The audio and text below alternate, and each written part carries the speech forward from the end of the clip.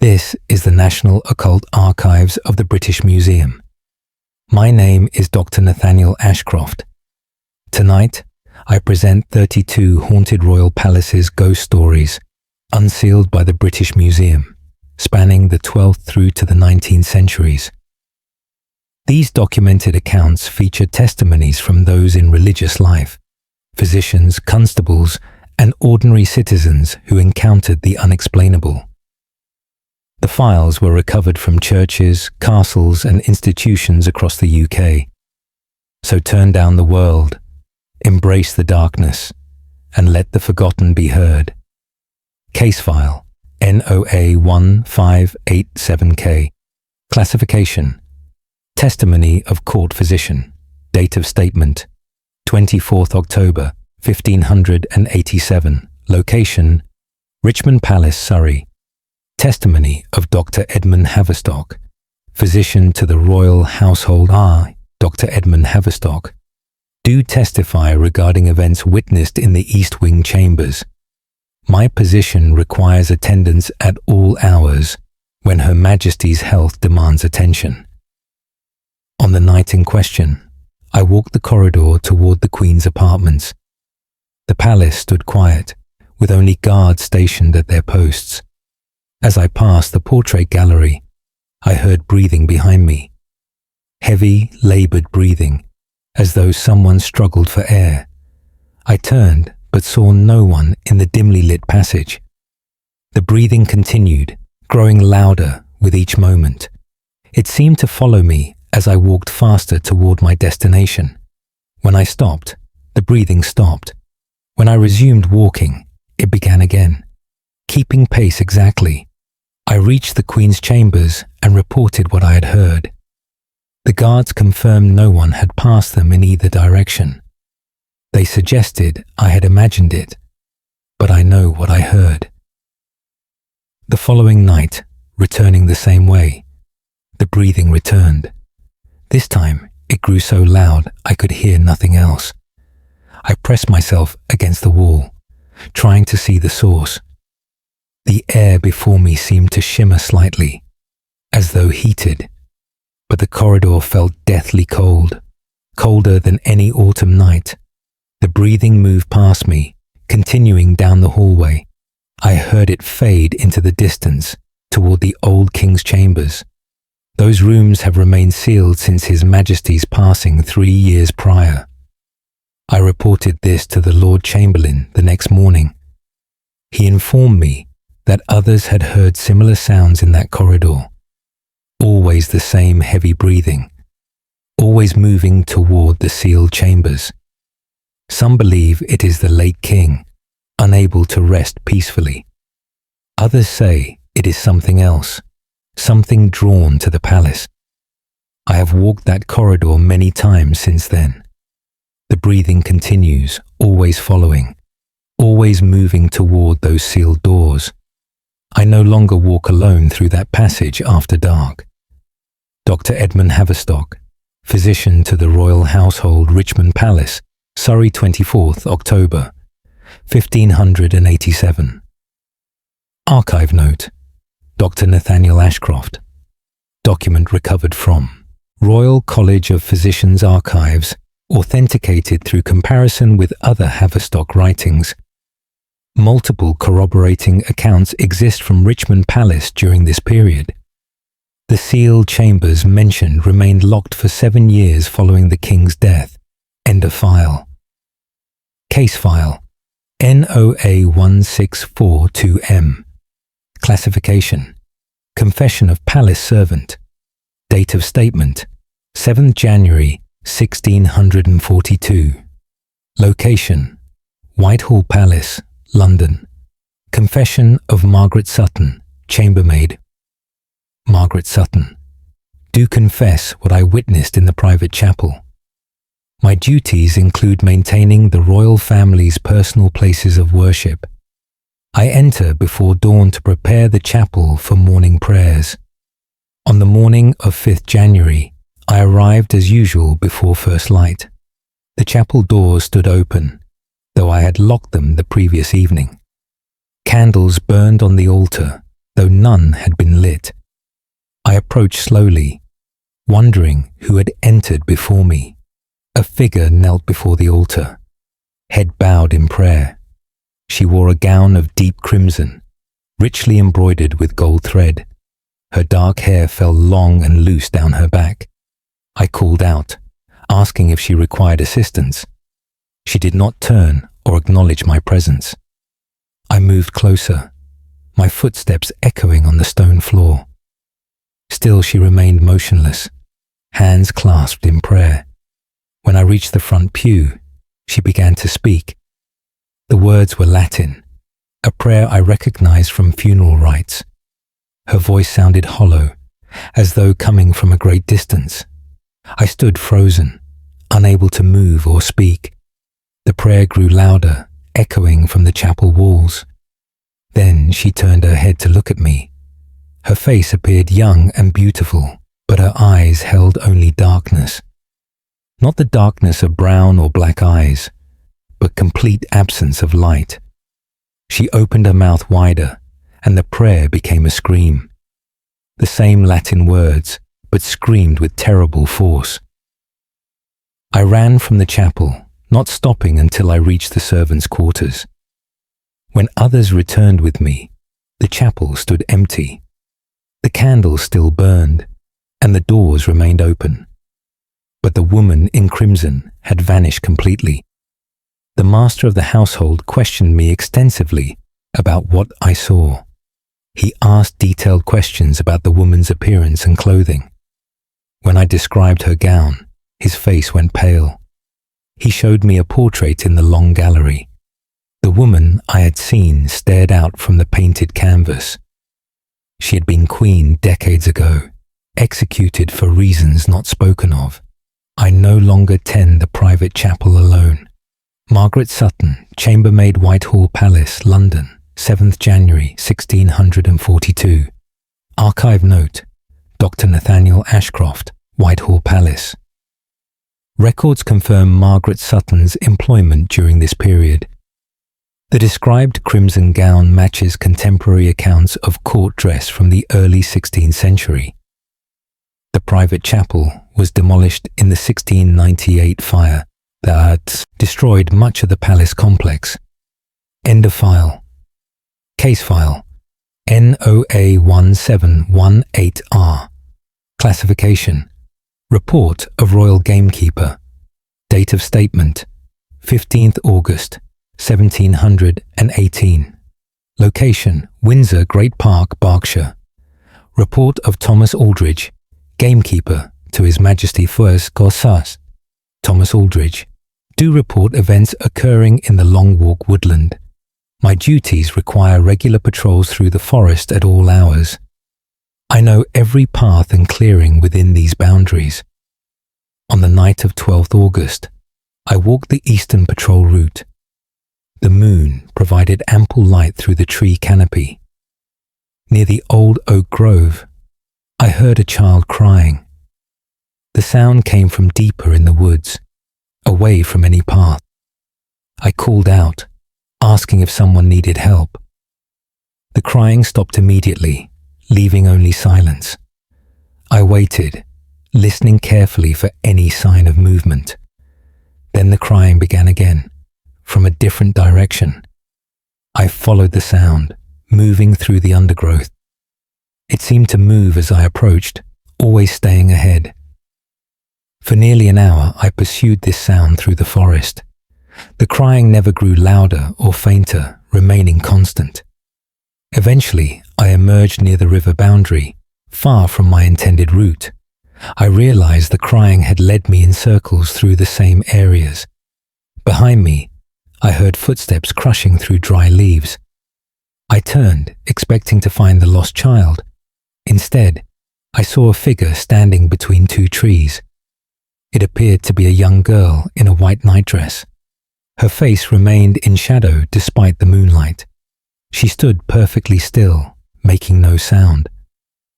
I approached slowly, asking if she was lost. She raised one arm, pointing deeper into the woods. When I looked in that direction, I saw nothing unusual. I turned back, and she had moved closer without making any sound. Now I could see her face more clearly in the moonlight. Her expression held no emotion, neither fear nor sadness.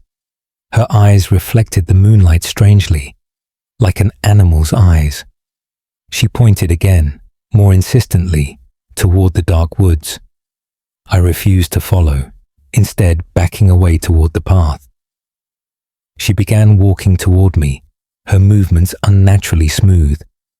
I ran then, not stopping until I reached the keeper's lodge. The next morning, I returned with 2 other gamekeepers. We found my tracks clearly visible in the soft earth, but there were no other footprints anywhere near where I had seen her. Since that night, others have reported hearing the child crying, always in the same area, always moving away when approached. One keeper claims to have seen the girl in white near dawn. I refuse to patrol that section of forest alone after dark. Thomas Aldridge, gamekeeper to His Majesty, Windsor Great Park, Berkshire, 15th August, 1718. Archive note: Dr. Nathaniel Ashcroft. Windsor Great Park records contain several accounts of unexplained phenomena in this area throughout the 18th century. Local historians note that a royal hunting accident claimed a young life in these woods during the previous century, though official records remain vague about details. End of file. Case file. NOA 1553T. Classification. Journal entry of Palace Guard. Date of statement: 3rd February 1553. Location: Tower of London. Journal of Lieutenant Henry Blackwood. Guard Captain Noir Henry Blackwood. Do record events during my night watch. My position requires overseeing the night guard rotation. The tower holds many prisoners, but security remains paramount. On the night of 1st February, I walked the inner ward. The hour approached midnight, and fog rolled in from the river. As I passed the chapel, I heard voices from within. This seemed unusual, as the chapel should have been empty. I approached the doors and listened carefully. 2 voices conversed in whispers too quiet to distinguish words. I pushed open the door slowly, expecting to find guards inside. The chapel appeared empty, lit only by moonlight through high windows. Yet the whispering continued, now coming from near the altar. I walked down the aisle, my hand on my sword. The whispers stopped when I reached the front pews. Then I heard footsteps on the stone floor behind me. I spun around, but saw no one in the chapel. The footsteps continued, walking toward the door. I followed the sound, watching carefully for any movement. The chapel door opened by itself and remained standing wide. The footsteps continued outside, crossing the courtyard. I rushed to the doorway and looked out into the fog. 2 shapes moved through the mist, darker shadows within shadow. They walked toward the execution site, side by side. I called for the nearest guard to join me. By the time he arrived, the shapes had vanished. We searched the courtyard thoroughly, but found nothing. The next morning, I reported the incident to the lieutenant of the tower. He listened without surprise, then showed me previous guard reports. Multiple entries describe similar occurrences near the chapel. Always 2 figures, always walking toward the same location. Several guards reported hearing whispered conversations. One claimed to hear a woman's voice reciting prayers in Latin. The lieutenant explained that 2 prisoners had once shared their final prayers there. Both had walked to their deaths on the same morning years ago. I have completed many night watches since that evening. The whispers return occasionally, always from the same chapel. I no longer investigate when I hear those voices. Lieutenant Henry Blackwood, Guard Captain Tower of London. 3rd February 1553. Archive note. Dr. Nathaniel Ashcroft, Tower of London, records verify Blackwood service during this period. Chapel registers document numerous executions of high-ranking prisoners throughout the 16th century. Several subsequent guard reports describe similar phenomena, particularly during winter months when fog obscures the grounds. End of file. Case file. NOA 1694-W. Classification. Testimony of court musician. Date of statement. 19th November, 1694. Location, Hampton Court Palace, Middlesex. Testimony of Master William Thornbury, Royal Musician Weiss William Thornbury. Do testify about sounds heard in the music gallery. My position includes maintaining and securing the court's instruments. I often work alone in the gallery, tuning harpsichords and organizing scores. On the evening of 16th November, I remained late to prepare for performances. The palace had grown quiet, with most courtiers retired to their chambers. I worked by candlelight, adjusting strings on the Italian harpsichord. From somewhere above me, I heard a violin playing. The melody was unfamiliar, but played with exceptional skill. I assumed another musician had stayed late to practice. The piece continued, growing more complex and beautiful. I climbed the stairs to the upper gallery to see who played. The upper gallery stood empty, all instruments secured in their cases. Yet the violin continued, now seeming to come from all around me. The melody shifted to something darker, more melancholic. I called out, asking who played so skillfully. The music stopped abruptly, leaving profound silence. I waited, listening for any sound of movement. Then a single note rang out, high and clear. It held impossibly long, longer than any violinist could sustain. The note began to waver, bending between pitches unnaturally. More notes joined it, creating harmonies no single instrument could produce. The sound grew louder, filling the gallery completely. I covered my ears, but the music seemed to resonate inside my head.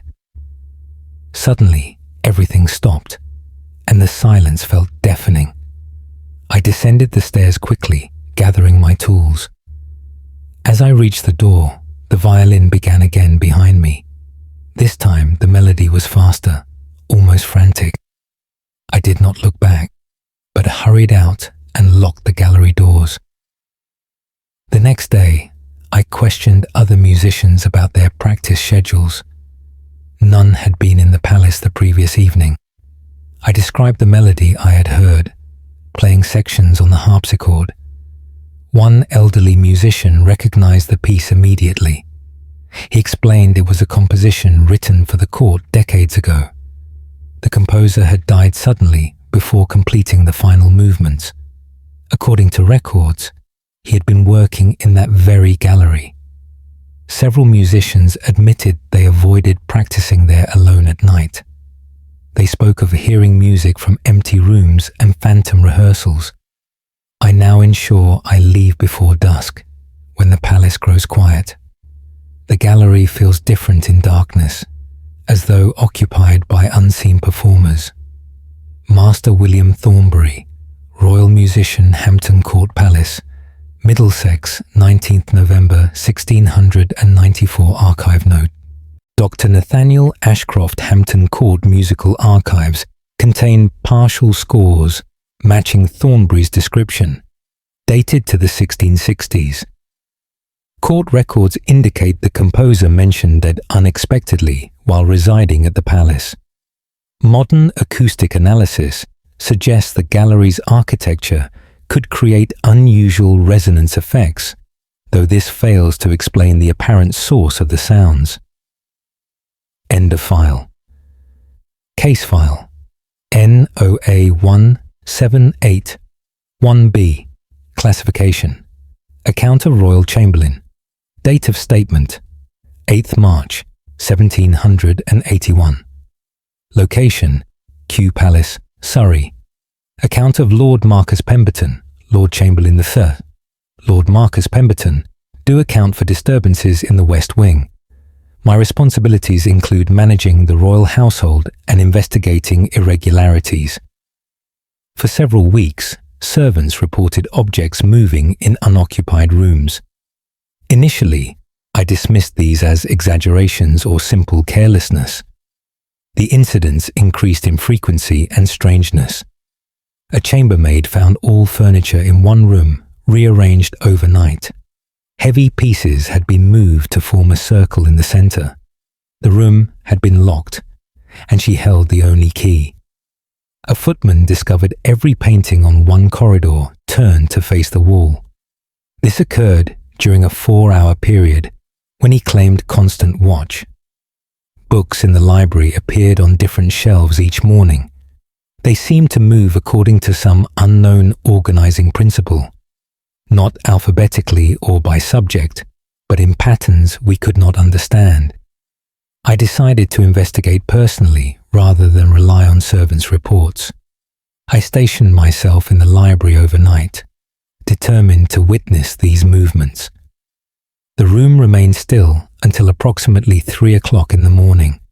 I heard a soft sliding sound from the upper shelves. Looking up, I saw a volume moving slowly along the shelf. No hand touched it, no mechanism propelled it. The book simply glided sideways until it reached a specific position. Then, another book began moving on a lower shelf. Within minutes, dozens of books shifted positions simultaneously. I stood, frozen, watching this impossible rearrangement. The movements appeared deliberate, as though following a plan. When the books stopped moving, I examined their new positions. They had been placed to spell out words when reading the spines. The words formed a Latin phrase I recognized from funeral rites. I quickly recorded the phrase before anything else could change. The next morning, I consulted with a scholar of ancient languages. He translated the phrase, and his face turned grave. The words spoke of someone trapped between life and death. They pleaded for release from endless waiting. I ordered a thorough search of palace records for any unexplained deaths. We discovered that a royal tutor had vanished in this wing decades ago. He had simply disappeared one night, never to be found. His rooms had been locked from the inside, with no exit possible. Since learning this, I have documented the continuing disturbances. Objects still move, but now I understand they carry a message. Someone remains here, unable to leave or be at peace. Lord Marcus Pemberton, Lord Chamberlain, Kew Palace, Surrey, 8th March, 1781. Archive note. Dr. Nathaniel Ashcroft. Kew Palace records confirm the disappearance of tutor Benjamin Ashford in 1752. His rooms were found locked from within, with his belongings undisturbed but no body ever discovered. Subsequent investigations found no exit route from the chambers. The library books mentioned were eventually removed and stored separately. End of file. Case file. NOA 1596D. Classification. Report of Palace Gardener. Date of statement. 22nd June, 1596. Location. Nonsuch Palace, Surrey. Report of Robert Fairweather. Master Gardener first. Robert Fairweather. Do report phenomena observed in the palace gardens. My duties require me to maintain the grounds and oversee garden staff. The maze near the east wing presents particular challenges. Its high hedges require constant trimming and careful navigation. On the evening of 19th June, I walked the maze at sunset. I wished to inspect recent hedgework before darkness fell. The maze stood empty, as visitors had departed hours earlier. I followed the familiar paths toward the center fountain. Behind me, I heard footsteps matching my pace exactly. I assumed another gardener had entered to assist with the inspection. I called out, but received no response. The footsteps continued, maintaining the same rhythm as my own. When I stopped, they stopped. When I resumed walking, they began again. I turned sharply to confront whoever followed me. The path behind me stood completely empty, yet the moment I faced forward, the footsteps resumed. I quickened my pace, wanting to exit the maze. The footsteps matched my increased speed perfectly. I broke into a run, taking turns at random. The maze seemed different somehow, paths longer than I remembered. Turns led to dead ends where none should exist. I grew disoriented, unable to find the center or any exit. The footsteps never ceased, always just behind me. Finally, I stopped running and stood perfectly still. The footsteps continued past me, moving deeper into the maze. I waited until they faded completely before attempting to leave. This time, I found the exit easily, as though the maze had released me. I emerged near the palace wall just as full darkness arrived. The next day, I sent workers to verify the maze structure. They confirmed all paths remained exactly as designed. No new hedges or blocked passages existed. Yet I swear the maze was different that evening. One worker admitted he avoided entering the maze alone. He claimed to have heard footsteps there on multiple occasions, always following, never revealing their source. Another gardener reported feeling watched while trimming hedges. She said the maze itself seemed aware of her presence. I now send workers in pairs to maintain that section. The footsteps continue, heard by various staff members, always in the evening as daylight fades, always following, never revealing what walks those paths.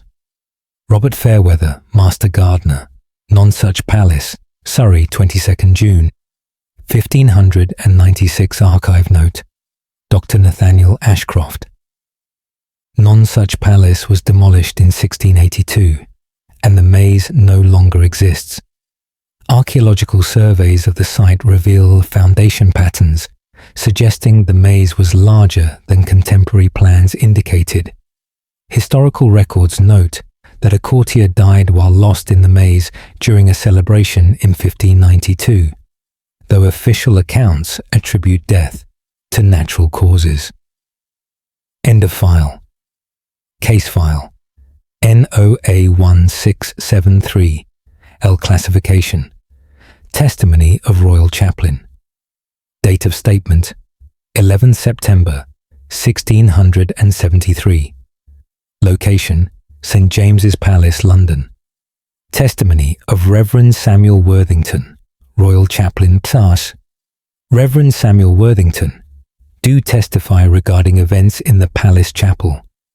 My position requires me to conduct services and maintain the sacred space. I arrive early each morning to prepare for prayers. On the morning of 8th of September, I entered the chapel before dawn. 3 candles burned on the altar arranged in a triangle. I had not lit them, and the chapel had been locked overnight. I approached cautiously, wondering who had entered before me. The flames burned steadily despite a cold draft from the windows. On the altar cloth, I noticed dark stains that had not been there previously. They formed patterns I did not immediately recognize. I lit additional candles to examine them more closely. The stains appeared deliberately placed, forming symbols or letters. As I studied them, I heard breathing in the empty chapel. Deep, labored breathing, as though someone struggled with great effort. I called out, asking who else was present. The breathing grew louder, echoing from the stone walls. I searched between the pews and behind the altar. The chapel remained empty, except for myself. Yet the breathing continued, growing more distressed. Then a voice spoke, gasping out words between breaths. The language was Latin, a confession of terrible deeds. The voice spoke of murder committed within these walls. It described holding a pillow over a sleeping face. It told of waiting until the breathing stopped.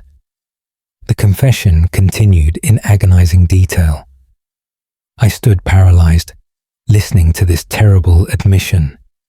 The voice belonged to no one present, yet I heard it clearly. It begged for forgiveness that could never come. It spoke of being trapped here, unable to leave or find peace. The confession ended with a cry of despair that made my blood freeze. Then silence returned, absolute and complete. The candles on the altar extinguished themselves simultaneously. I remained in darkness for several moments, too shaken to move. When I finally relit the candles, the stains on the altar cloth had vanished.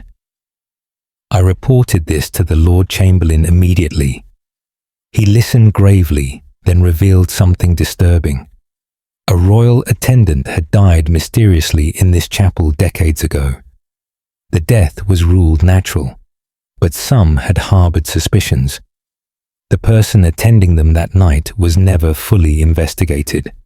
That attendant had himself passed away years later, taking any truth with him. Since that morning, I have heard the breathing occasionally, always early, when the chapel stands empty, always accompanied by that desperate Latin confession. Reverend Samuel Worthington, Royal Chaplain, St. James's Palace, London. 11th September, 1673. Archive note.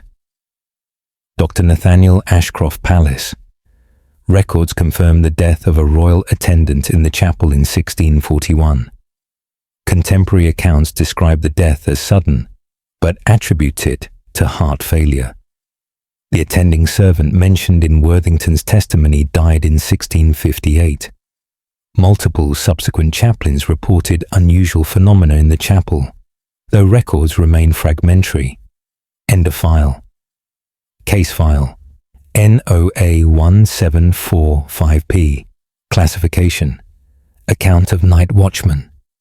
Date of statement: 5th December 1745. Location: Kensington Palace, London. Account of Edward Marsh, Night Watchman Way.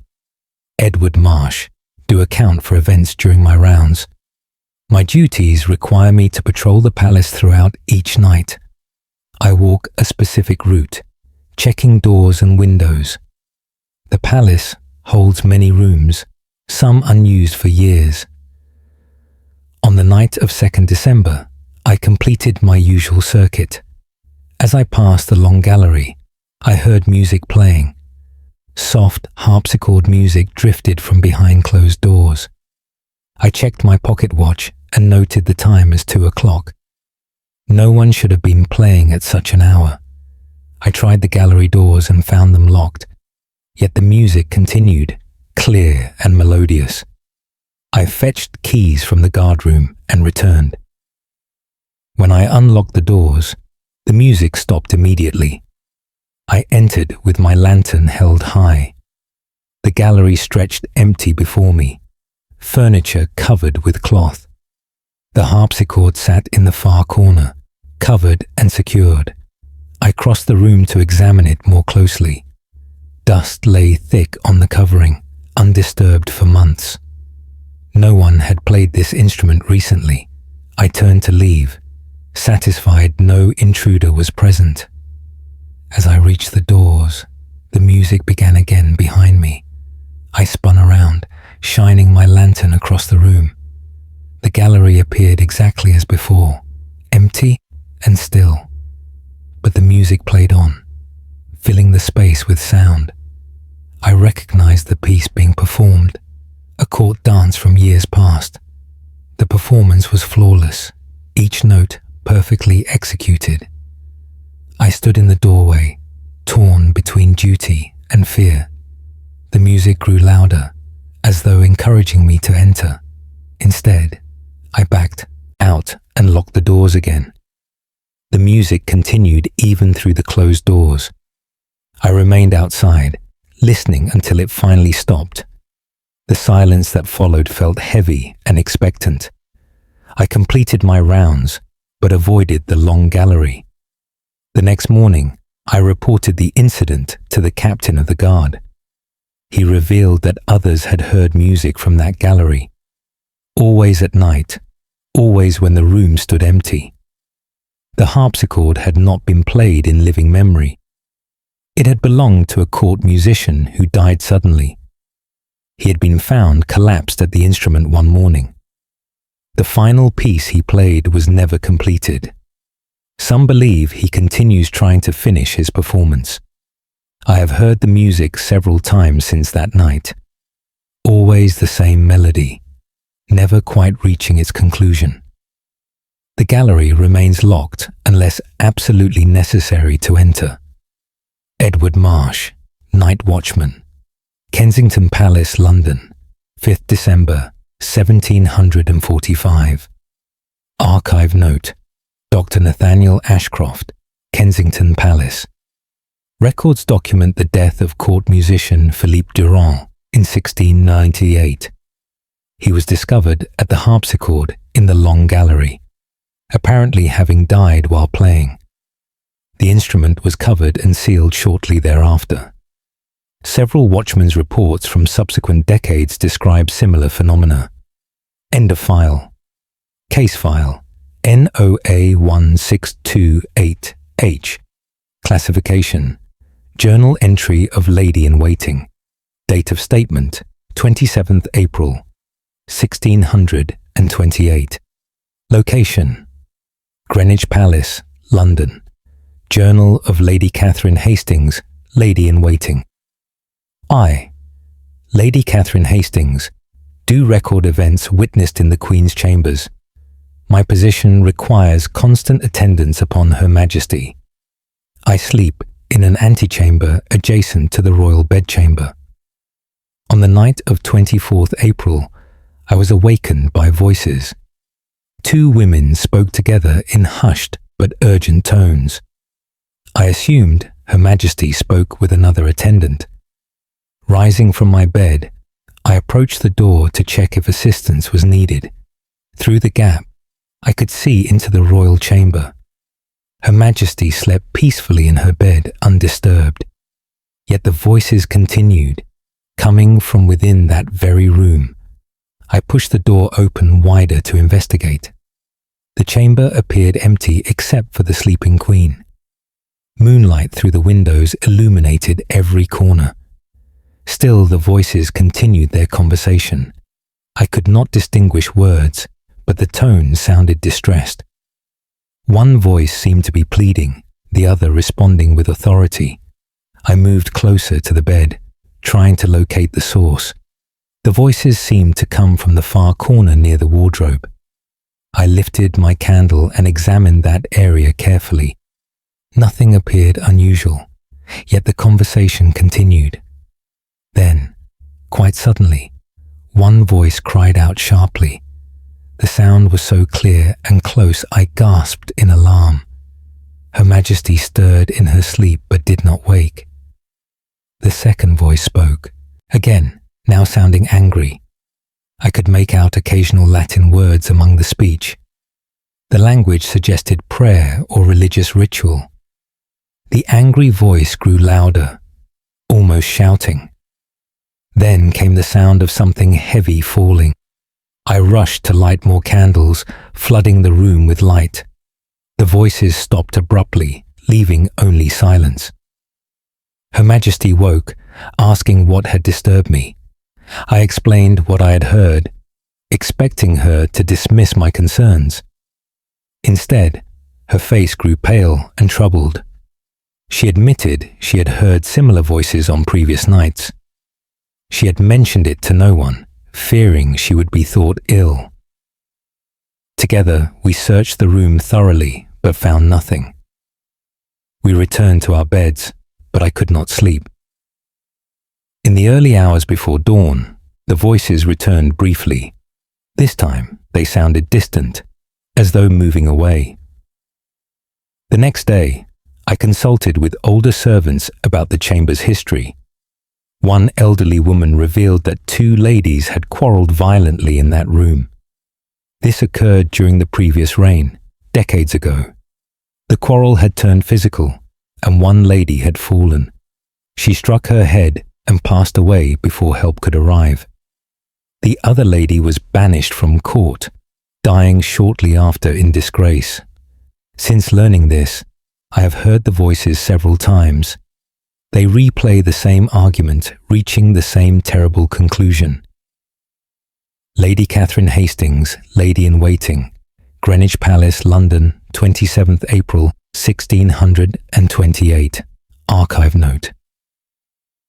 Dr. Nathaniel Ashcroft, Greenwich Palace, was demolished in the 1660s to make way for new construction. Court records from the period Hastings mentions do document a scandal involving 2 ladies in waiting, though official accounts are deliberately vague about specific details. Multiple attendance journals from this era reference unexplained sounds in the royal chambers. End of file. Case file NOA 1702V. Classification. Report of Palace Steward. Date of statement 13th July 1702. Location Newmarket Palace, Suffolk. Report of Mr. Jonathan Cavendish. Palace Steward Buffers, Jonathan Cavendish. Do report strange occurrences in the stable wing. My responsibilities include overseeing all palace servants and maintenance. The royal stables adjoin the palace proper through a covered passage. For several weeks, horses have become distressed during night hours. Grooms report finding animals in states of extreme agitation. The horses sweat profusely and refuse to calm despite all efforts. On the night of 10th July, I investigated personally. I arrived at the stables near midnight, when disturbances typically occurred. All horses appeared calm in their stalls. I walked the length of the building, checking each animal. Near the far end, the temperature dropped noticeably. The air felt cold enough to see my breath, despite the summer heat.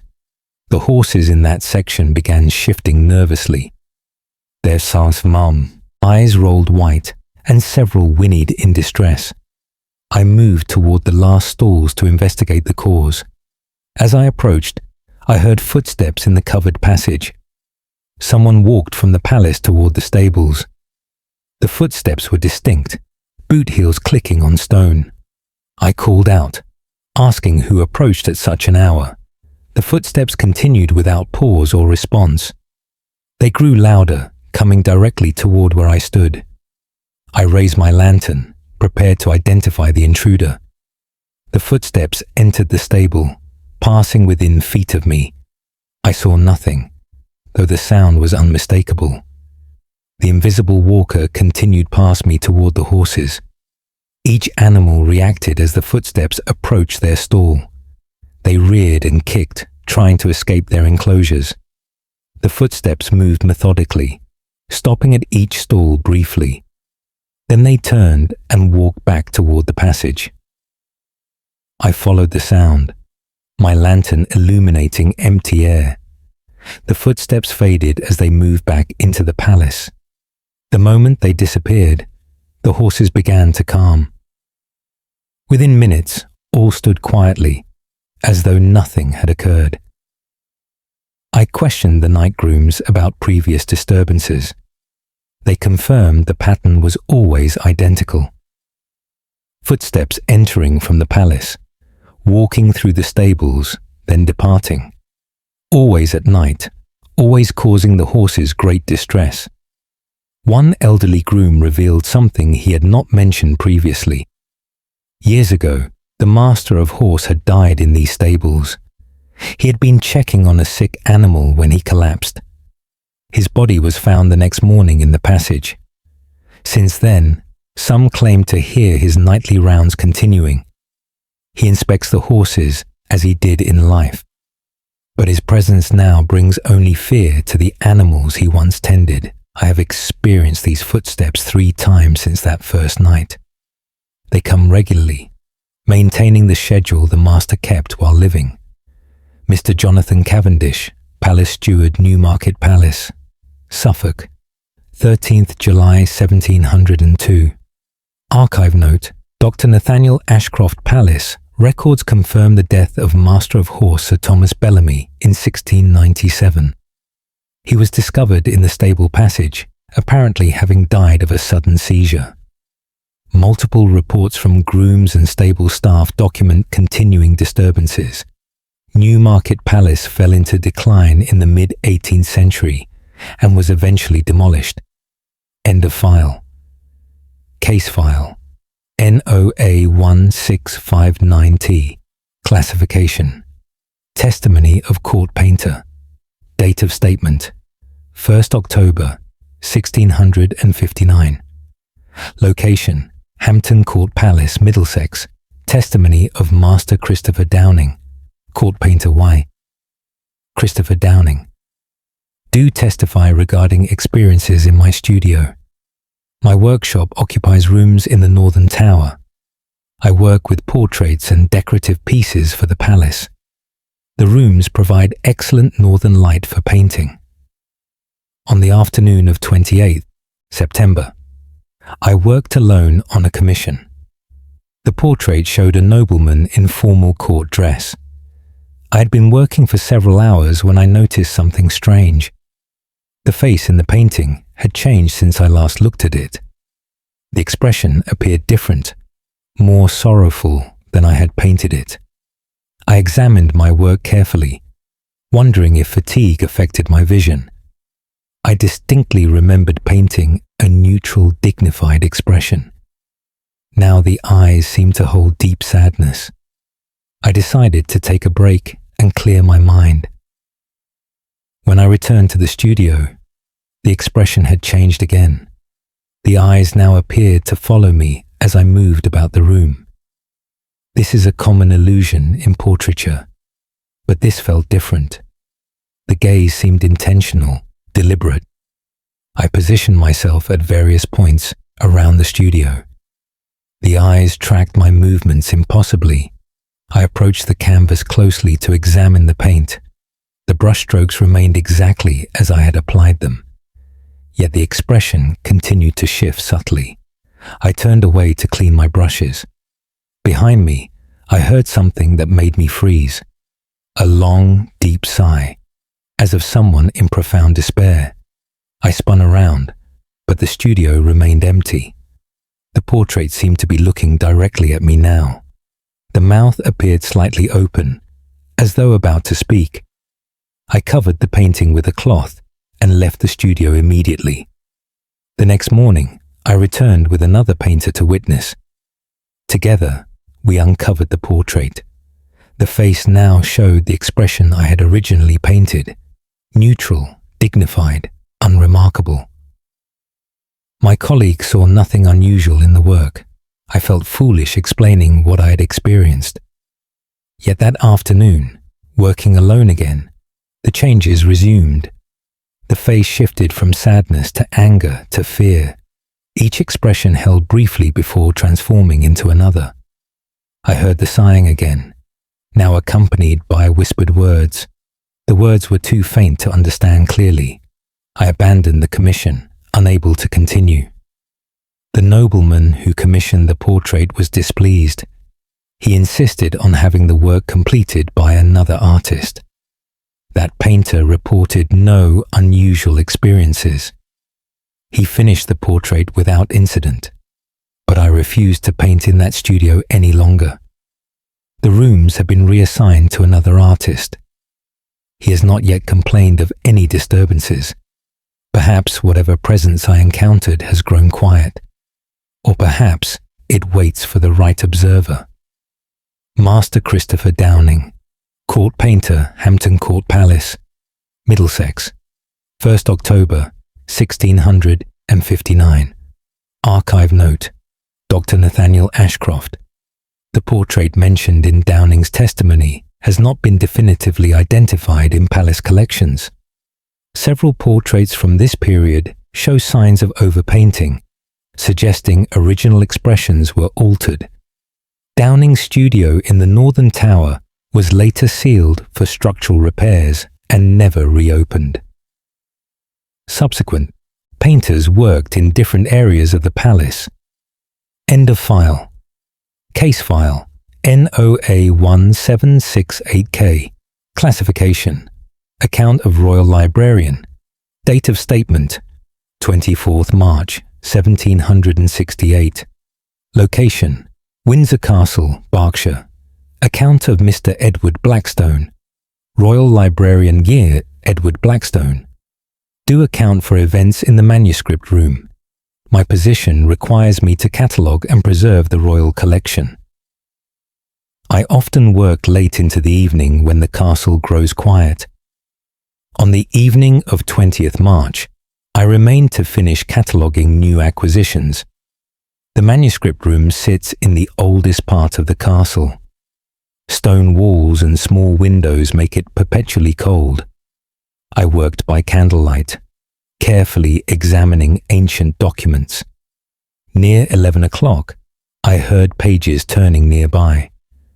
The sound came from a table across the room. I assumed a breeze from the window had disturbed my materials. Rising to investigate, I found all windows firmly closed, yet the sound of turning pages continued. I approached the table where the sound originated. An illuminated manuscript lay open there, pages moving by themselves. Each page turned slowly, deliberately, as though being read.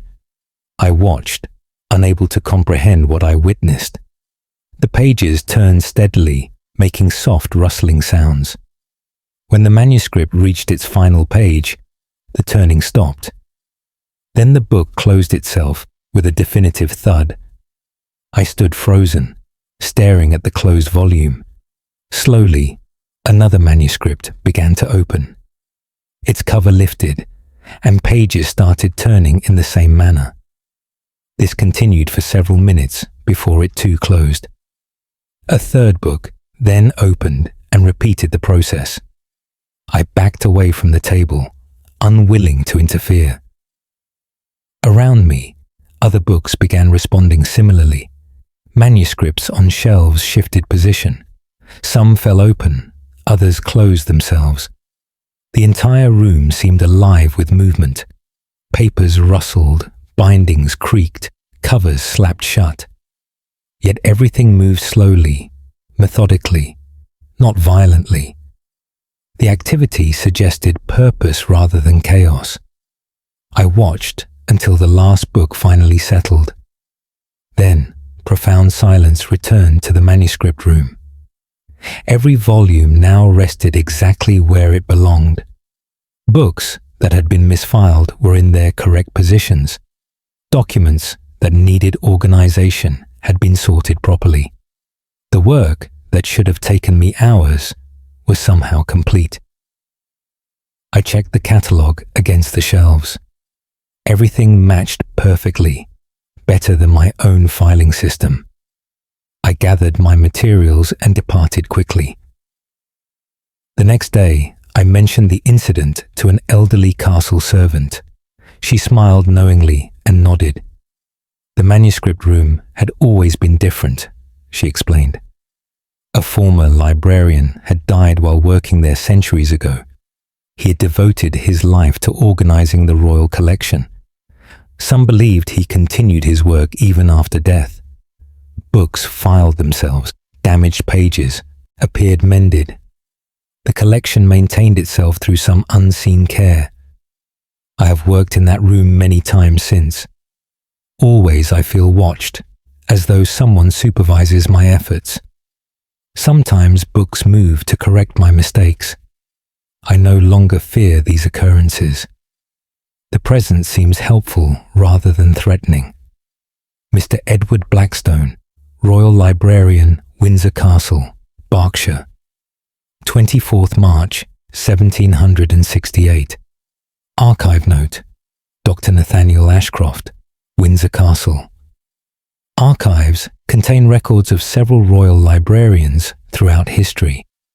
One medieval librarian, Brother Augustine, was indeed found deceased at his work table in the 13th century. The manuscript room Blackstone describes was modernized in the 1820s, though staff members continue to report unexplained organization of materials. End of file. Case file NOA1541N. Classification. Report of Royal Physician. Date of statement 16th May 1541. Location Eltham Palace, Kent. Report of Dr. William Sutherland. Physician to the court. Dr. William Sutherland. Do report events concerning a patient's chamber. My duties include attending to illnesses within the royal household. A young servant girl had fallen ill with fever and required isolation. She was placed in a small chamber in the oldest wing of the palace. I have visited her twice daily to monitor her condition and provide treatment. On the morning of 14th May, I arrived to find her in great distress. She claimed something had visited her room during the night. She had awakened to find a figure standing at the foot of her bed. The figure appeared to be a woman in antiquated dress. Her face remained in shadow despite the moonlight through the window. The girl said the woman stood perfectly still, simply watching her. She tried to call out, but her voice would not obey. She felt paralyzed, unable to move or speak. The figure remained for what seemed an eternity. Then it turned and walked slowly toward the door. The girl heard the door open and close, though she had locked it. When she finally could move again, she checked the lock. It remained secured from the inside, undisturbed. I attributed her story to fever dreams and delirium. I administered medicine and told her to rest. That evening, I decided to remain nearby to monitor her condition. I positioned myself in an adjacent chamber with the connecting door ajar. Near midnight, I heard the girl cry out weakly. I rushed into her room carrying my candle. She pointed toward the far corner, her eyes wide with terror. I saw nothing unusual, but the room felt intensely cold. My breath misted in the air despite the warm spring night. The girl insisted the woman had returned and stood in that corner. She described the figure in precise detail. Dark hair covered by a hood, hands clasped at her waist, a dress of heavy material from centuries past. As she spoke, the temperature seemed to drop further. I felt something shift in the air, a presence I could not see. The girl suddenly seized and fell unconscious. I worked frantically to revive her, fearing the fever had worsened. She recovered after several minutes, but remained terribly weak. I decided to move her to a different chamber immediately. As servants carried her from the room, I felt eyes watching us. The sensation of being observed was overwhelming. I glanced back and saw nothing, yet the feeling persisted. Once the girl was relocated, her condition improved rapidly. She never experienced another visit from the mysterious figure. I researched the history of that chamber afterward. Records indicated a lady-in-waiting had died there during the previous century. She had fallen ill suddenly and passed despite all medical efforts. The description matched what the girl had described. That chamber now remains unused and locked. Dr. William Sutherland, physician to the court Eltham Palace, Kent, 16th May, 1541 archive note. Dr. Nathaniel Ashcroft, Eltham Palace. Records confirm the death of Lady Anne Beaufort in that chamber in 1492. She died of a sudden illness after 3 days of fever. The palace was largely abandoned by the late 16th century, with most structures falling into ruin. The specific chamber mentioned was likely demolished in later renovations. End of file. Case file NOA1737. Classification. Testimony of palace cook. Date of statement, 9th November, 1737. Location, Richmond Palace, Surrey. Testimony of Mrs. Agnes Fletcher. Head cook, Agnes Fletcher War. Do testify about events in the palace kitchens. My position requires me to oversee all food preparation for the royal household. I arrive before dawn each day to begin preparations. The kitchens occupy large rooms beneath the main palace. On the morning of 6th November, I arrived earlier than usual. The pre-dawn darkness made the kitchens feel strange and unfamiliar. I lit candles and began preparing the fire in the main hearth. As I worked, I heard footsteps descending the stairs. Another servant arriving early, I assumed. I called out a greeting but received no reply. The footsteps reached the bottom of the stairs and entered the kitchen. I turned to see who had arrived. The kitchen stood empty except for myself, yet I could hear someone walking across the stone floor. The footsteps moved purposefully toward the pantry area. I followed the sound, my candle held high. The pantry door stood open, though I had locked it the previous evening. Inside, I heard the sounds of someone working, cupboards opening, items being moved, quiet activity. I stepped into the pantry doorway. Jars and containers moved on the shelves before my eyes. They slid aside as though pushed by invisible hands. Items rose from lower shelves to higher ones. Everything happened slowly, methodically, like someone organizing. I stumbled, backward, nearly dropping my candle. The activity stopped immediately when I retreated. Silence filled the kitchen once more. I waited in the main room, uncertain what to do. After several minutes, the pantry door closed by itself. I heard footsteps cross the kitchen floor again. They climbed the stairs and faded away. When I finally dared to investigate, I found the pantry perfectly organized. Items I had been meaning to sort were now in proper order. Supplies were arranged more efficiently than before. Expired goods had been separated from fresh items. The work represented hours of labor accomplished in minutes. I told no one initially, fearing ridicule. But the following morning, the same pattern repeated. Footsteps descending, activity in the pantry, then departure. Each time I found improvements to the kitchen organization. Finally, I confided in an elderly scullery maid who had served for decades. She revealed that others had experienced similar events. Long ago, a head cook had died suddenly in these kitchens.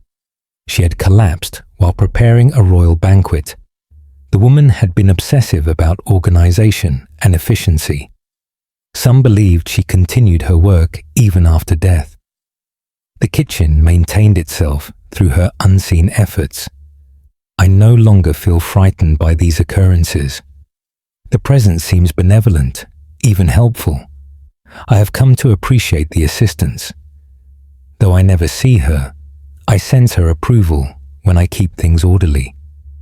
Mrs. Agnes Fletcher, Head Cook, Richmond Palace, Surrey 9th.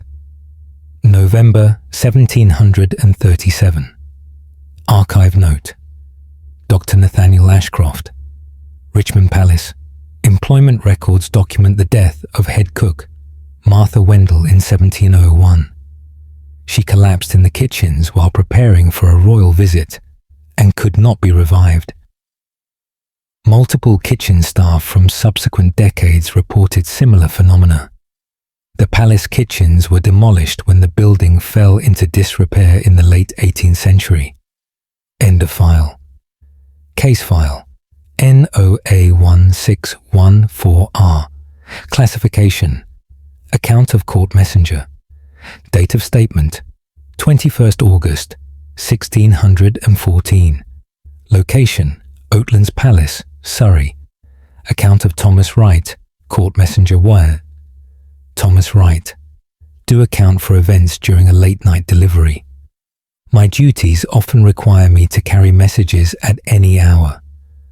On the night of 18th August, I was tasked with delivering correspondence.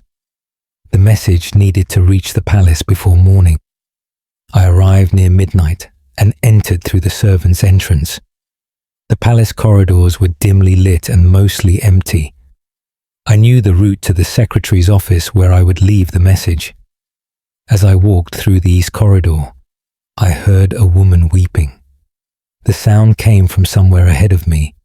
I slowed my pace, unsure if I should investigate. The weeping grew louder as I continued forward. It seemed to come from behind one of the closed doors. I stopped outside the door, listening carefully. The woman sobbed as though her heart was breaking. Deep, wrenching sobs that spoke of terrible grief. I knocked gently, asking if assistance was needed. The weeping stopped abruptly. I waited, but heard nothing further. I tried the door and found it unlocked. Opening it slowly, I peered into the darkened room. Moonlight through the windows revealed a small sitting room. The room appeared empty and undisturbed. I entered with my lantern, searching for the woman. No one was present in the room or adjoining chambers.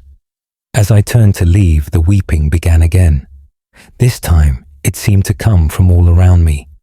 The sound filled the room, echoing from the walls. I backed toward the door, my heart racing. The weeping followed me into the corridor.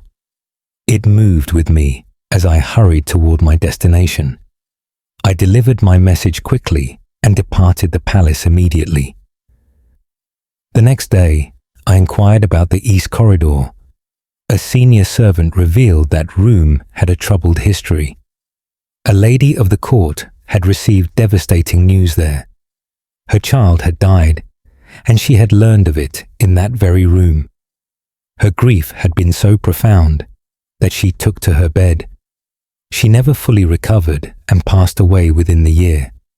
Since then, her weeping had been heard in that corridor. Always at night, always filled with the same heartbreaking sorrow. Several people reported the phenomenon over the years. Some claimed to see a woman in a period dress sitting in the room. She would be weeping into her hands, oblivious to observers. When approached, she would vanish like morning mist. I have delivered messages to the palace many times since. I take a different route to avoid the east corridor. The sound of that grief-stricken weeping remains with me still. Thomas Wright, Court Messenger, Oatlands Palace, Surrey, 21st August, 1614. Archive note. Dr. Nathaniel Ashcroft, Oatlands Palace.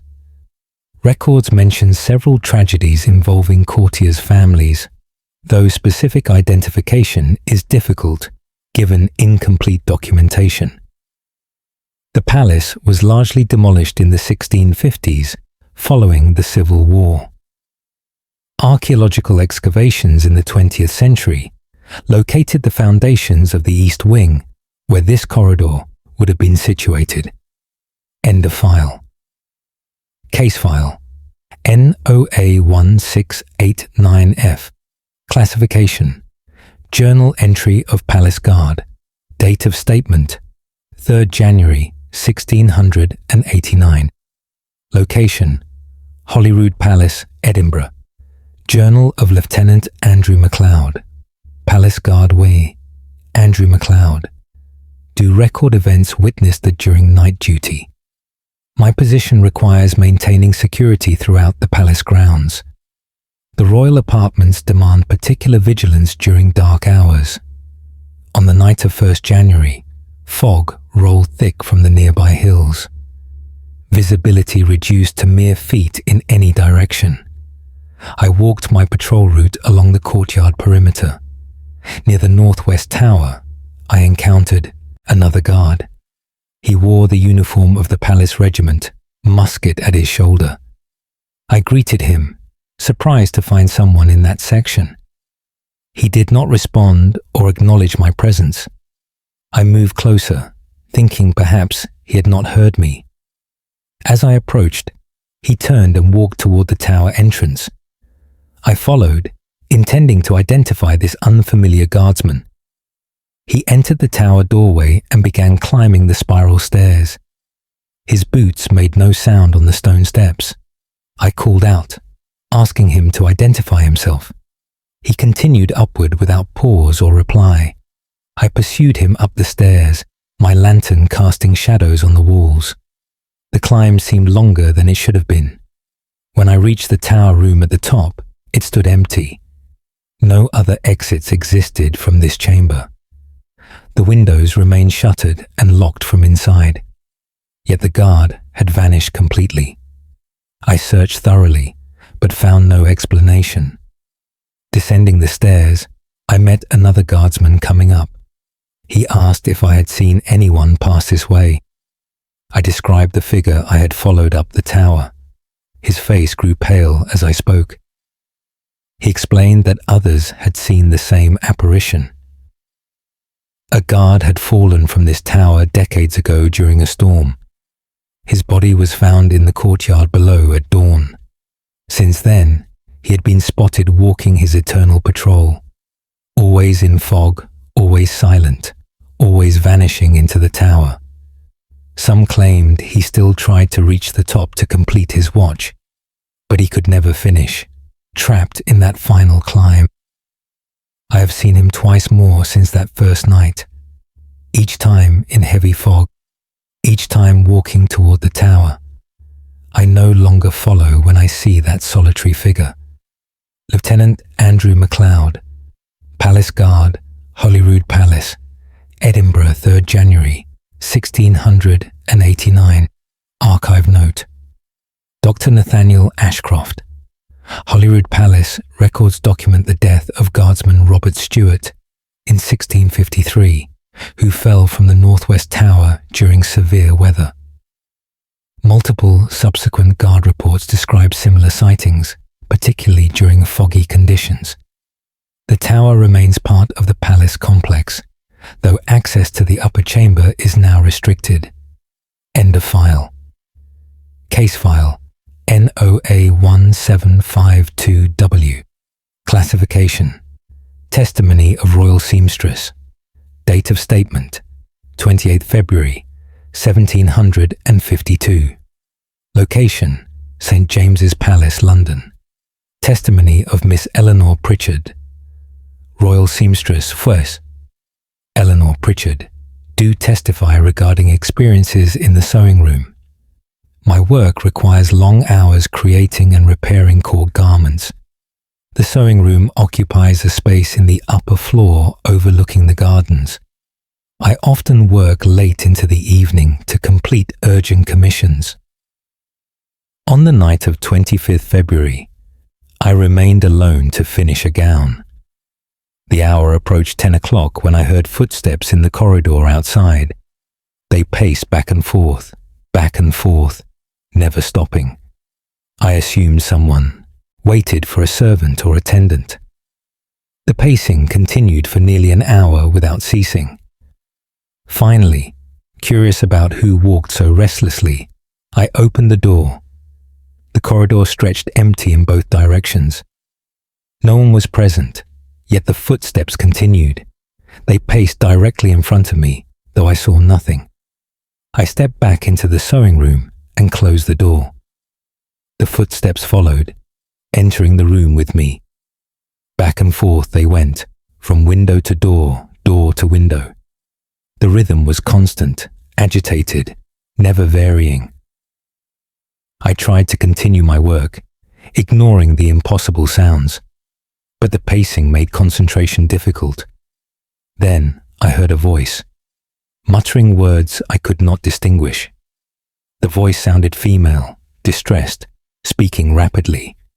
Occasionally I caught fragments in English, mixed with other sounds. She seemed to be arguing with someone, though only one voice spoke. The pacing grew faster, more frantic. The voice rose in pitch, becoming more desperate. Then suddenly, both sounds stopped. Complete silence filled the room for several heartbeats. A scream pierced the air, brief and terrible. The sound of something heavy falling followed. Then silence returned and remained. I sat frozen at my work table, too frightened to move. Eventually, I gathered courage and fled to the servants' quarters. The next morning, I learned the history of that sewing room. A lady-in-waiting had used it as her private chamber centuries ago. She had received devastating news within those walls. Her pacing had been heard by servants as she struggled with her despair. One morning, she was found at the base of the stairs. She had fallen during the night, though circumstances were unclear. Some whispered it had not been an accident. Since then, the pacing had been heard regularly in that room, always followed by the scream and the sound of falling.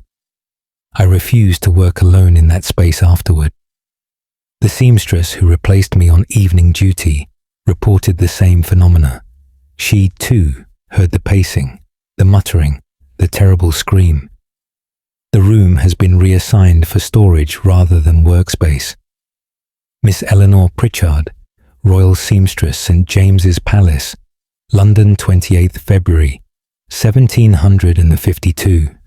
Archive note. Dr. Nathaniel Ashcroft, Palace records indicate.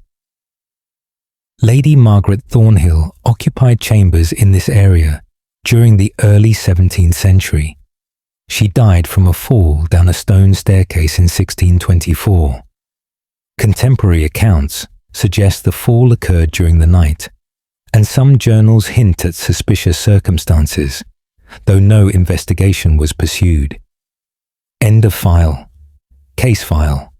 NOA 1576D. Classification. Account of Royal Tutor.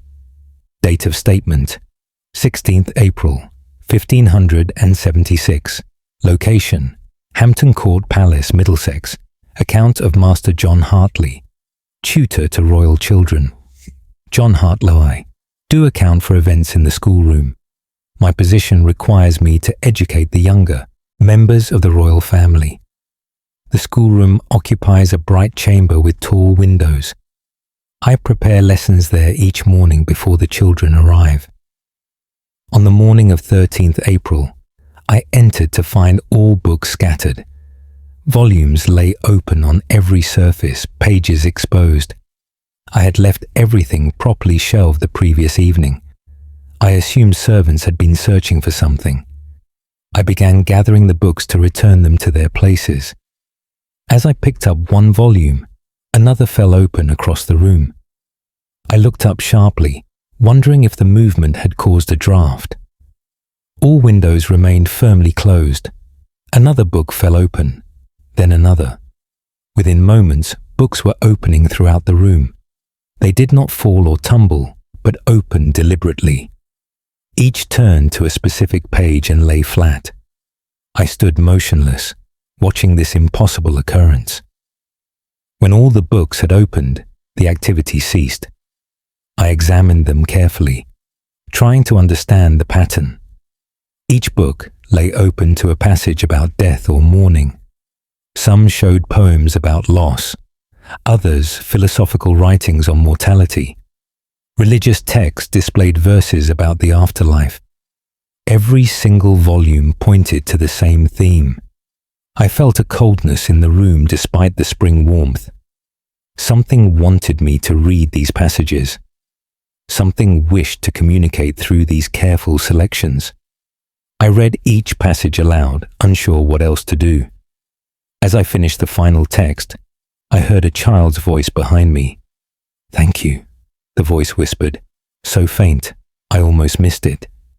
I spun around, but the schoolroom remained empty. The voice had been young, perhaps 6 or 7 years old. "Thank you for remembering," it whispered again. Then the books began closing themselves one by one. Each shut gently and rose to return to its proper shelf. Within minutes, the room had restored itself to order. I rushed to find the palace chaplain, and reported what occurred. He listened gravely, then revealed a tragic history. A young royal child had died in that room years before. The child had loved books and learning above all else. Tutors reported that books would sometimes arrange themselves mysteriously. It seemed the child continued to visit the place of their happiest hours.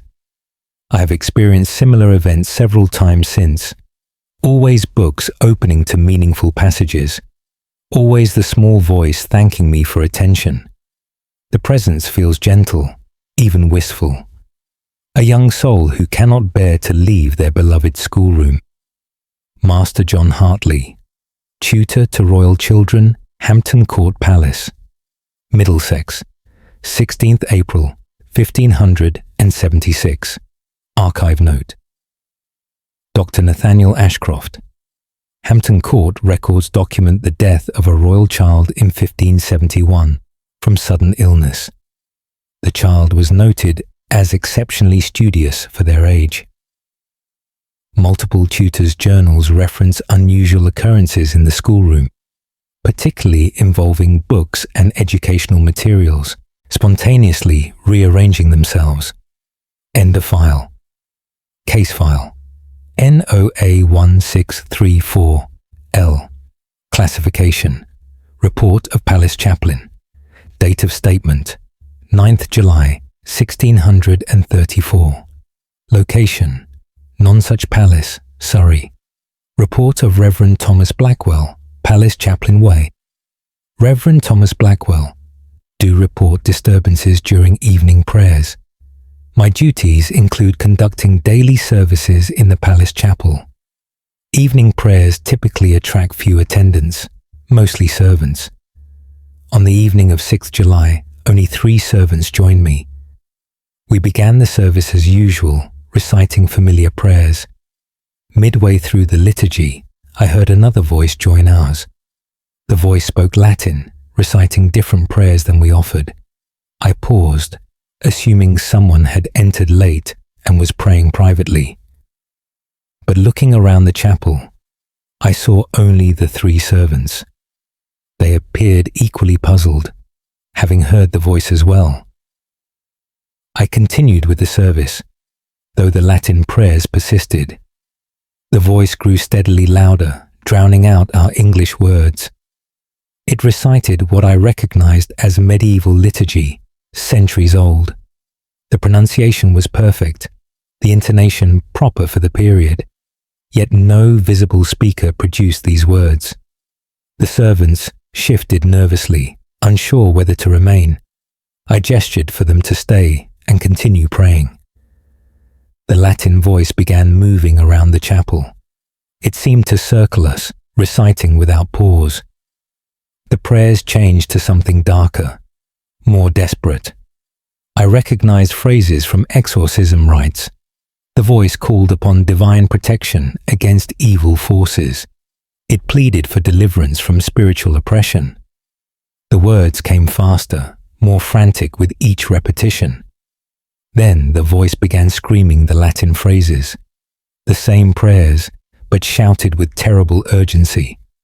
The sound echoed from the stone walls, deafening us. One servant fled from the chapel in terror. The remaining 2 pressed themselves against the wall. I raised my own voice, speaking prayers of protection. The Latin screaming continued, seeming to battle against my words. For several minutes we competed, voice against voice. Then suddenly, the screaming stopped mid-word. Silence crashed down upon the chapel like a physical weight. We waited, hardly daring to breathe. Nothing further occurred, and we quickly concluded the service. I questioned the eldest servant about the chapel's history. She revealed that a priest had died here under strange circumstances. He had been found collapsed before the altar one morning. His mouth hung open as though frozen mid-scream. Papers found nearby showed he had been researching exorcism procedures. Some believed he had encountered something that overcame him. His final moments remained a mystery never solved. Since that night, I have heard the Latin prayers occasionally. They begin softly, almost peacefully, but they always escalate to that terrible screaming. Always the same desperate pleas for divine intervention. I now conduct evening services in a different chapel when possible. Reverend Thomas Blackwell, Palace Chaplain. Nonsuch Palace, Surrey, 9th July 1634. Archive note: Dr. Nathaniel Ashcroft. Nonsuch Palace Chapel records document the death of Father Edmund Carlisle in 1598. He was discovered collapsed at the altar, cause of death listed as apoplexy. Among his effects were detailed notes on cases of suspected demonic possession and exorcism procedures, including several incomplete rituals he had been studying. End of file. Case file NOA 1791P. Classification: Testimony of Night Porter. Date of statement: 14th October 1791.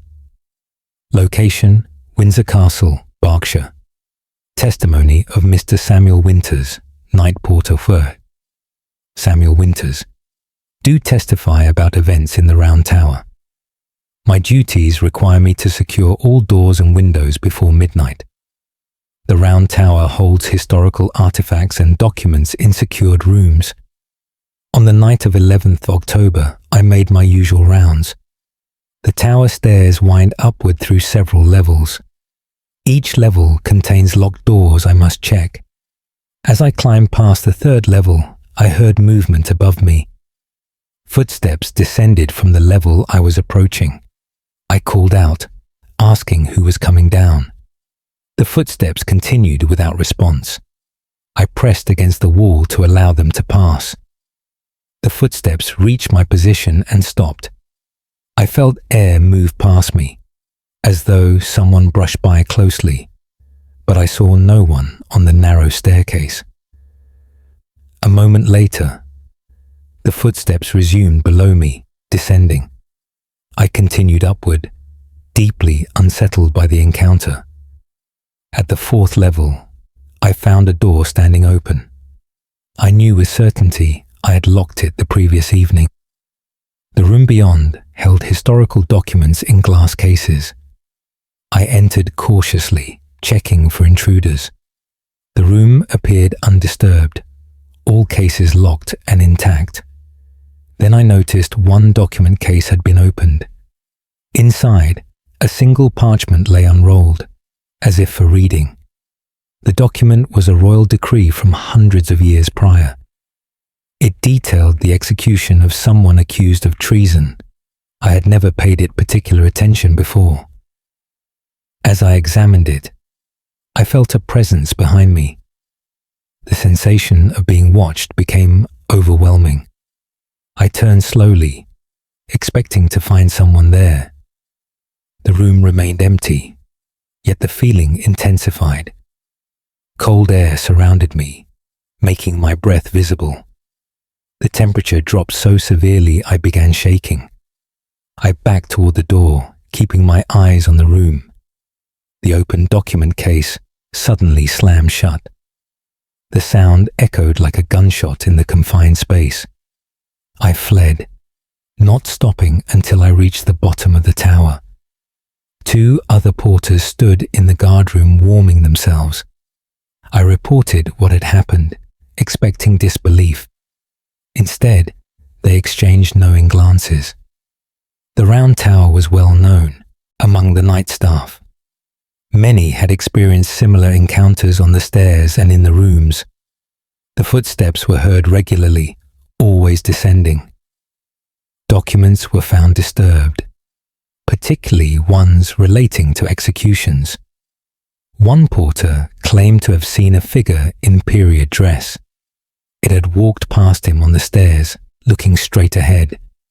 When he turned to follow, the figure had vanished. The identity of this presence remained speculation. Some believed it was someone mentioned in those execution records, someone who could not accept their fate and return endlessly. I have completed my rounds in the round tower many times since. Always I encounter those descending footsteps. Always I feel watched in that particular document room. The presence continues, trapped in eternal routine. Mr. Samuel Winters, night porter, Windsor Castle, Berkshire, 14th October, 1791. Archive note: Dr. Nathaniel Ashcroft. Windsor Castle. Archives contain numerous execution records from the medieval and Tudor periods. The Round Tower served various functions throughout history, including imprisonment of high-ranking prisoners. Multiple staff reports from different centuries describe similar phenomena, suggesting ongoing paranormal activity in this location. End of file. Case file NOA1583M. Classification: Journal entry of court astronomer. Date of statement: 21st December 1583. Location: Greenwich Palace, London. Journal of Master Geoffrey Ashford, Royal Astronomer. Geoffrey Ashford. Do record events witnessed in the observatory tower. My work requires observation of celestial bodies throughout the night. The tower provides an excellent vantage point above the palace. On the night of 18th December, the sky was perfectly clear. I prepared my instruments to observe a planetary alignment. Near midnight, I heard the tower door open below. Footsteps climbed the stairs toward my position. I assumed another scholar wished to use the observatory. I called down, asking who approached. No answer came, but the footsteps continued climbing. They reached the observation chamber and stopped. I waited for someone to enter, but the doorway remained empty. Then I heard breathing, steady and calm, as though someone stood beside me. I turned, seeing no one in the small chamber. The breathing continued, coming from the exact spot where I positioned my telescope. I moved away, disturbed by the phenomenon. The breathing followed, always maintaining the same proximity. I spoke aloud, asking what presence shared this space. The breathing paused, as though considering a response. Then a voice spoke, clear and measured. "The stars tell us we are not alone," it said in perfect Latin. I froze, recognizing the language but startled by the statement. "We are never alone, even in death," the voice continued. The speaker sounded educated, thoughtful, not threatening. I asked who spoke, though I saw no one. The voice identified itself by name, someone I did not recognize. It explained that it had been an astronomer here long ago. It had died while observing a comet, collapsed at this very telescope. Since then, it returned each night to continue the work. "The stars remain constant," the voice said, "when all else changes." I asked why it continued this nightly vigil. It replied that some work transcends individual lifetimes. The heavens demanded constant observation and documentation. Death had not released it from this duty. For nearly an hour, we discussed astronomical matters. The voice demonstrated knowledge far beyond contemporary understanding. It described planetary movements not yet predicted by living scholars. It spoke of celestial events that would occur in future centuries. As dawn approached, the voice grew fainter. "I must rest now," it said, "until darkness returns." The breathing stopped, and I felt suddenly alone. The tower chamber grew warmer, as though a cold presence had departed. I have spent many nights in the observatory since then. The presence returns regularly, always near midnight. We have continued our astronomical discussions. It teaches me things not found in any text. Sometimes I hear it breathing, but it does not speak. On those nights, I sense it is simply observing alongside me. Two astronomers separated by death but united by the stars. Master Geoffrey Ashford, Royal Astronomer, Greenwich Palace, London, 21st December, 1583. Archive note: Dr. Nathaniel Ashcroft, Greenwich Palace records confirm the death of astronomer Richard Holbrook in 1557, found collapsed in the observatory tower. His astronomical journals demonstrate advanced understanding that influenced later scholars. The observatory tower was demolished when the palace was rebuilt in the 17th century. End of file. Case file NOA1678K. Classification: Account of Palace Housekeeper. Date of statement: 4th March 1678. Location: Whitehall Palace, London. Account of Mrs. Dorothy Henderson, Palace Housekeeper. I, Dorothy Henderson, do account for events in the servants' quarters. My responsibilities include supervising all household staff and their accommodations. The female servants sleep in dormitory rooms in the West Wing. On the night of 1st March, several women reported being awakened. They described feeling someone sitting on the edges of their beds. The weight pressing down on the mattress was unmistakable. But when they opened their eyes, no one was present. The weight would remain for several moments before lifting. I dismissed this as dreams or imagination. The following night, more women reported identical experiences. Some claimed to hear soft crying accompanying the presence. Others felt a hand touching their hair gently. One girl insisted she heard a woman's voice whispering. The words were unclear, but the tone suggested desperate pleading. By the 3rd night, the women refused to sleep in those rooms. I decided to investigate personally and spent the night there. I chose a bed near the window and settled down to wait. The room held 6 beds, all empty except mine. For several hours, nothing unusual occurred. Near 3 o'clock in the morning, I felt the mattress shift. Weight pressed down beside me, as though someone sat there. I remained still, keeping my eyes closed. I felt fabric brush against me, the rustle of skirts. Then a hand touched my head, stroking my hair softly. The touch was gentle, almost motherly. I heard quiet weeping, heartbroken and hopeless. Gathering my courage, I opened my eyes. A woman sat beside me, her form barely visible in the darkness. She appeared transparent, moonlight passing through her.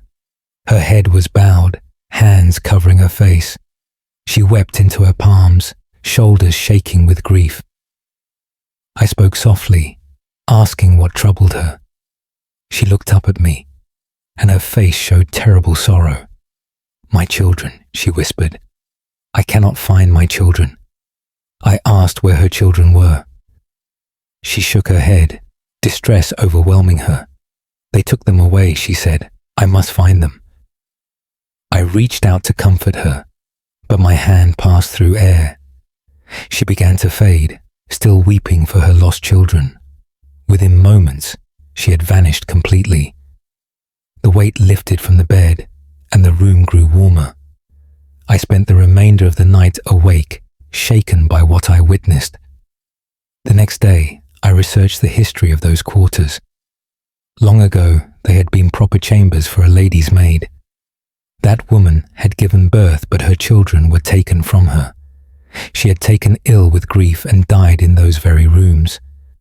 Her children's fate remained unrecorded in palace documents. Since learning this, I have encountered her several times, always searching, always weeping for her lost babies, always asking where they are, unable to find peace without them. Mrs. Dorothy Henderson, Palace Housekeeper, Whitehall Palace, London, 4th March, 1678. Archive note: Dr. Nathaniel Ashcroft, Whitehall Palace.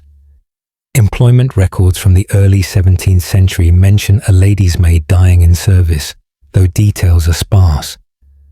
Practices regarding servants' children during this period were often harsh, with infants frequently sent away to be raised elsewhere.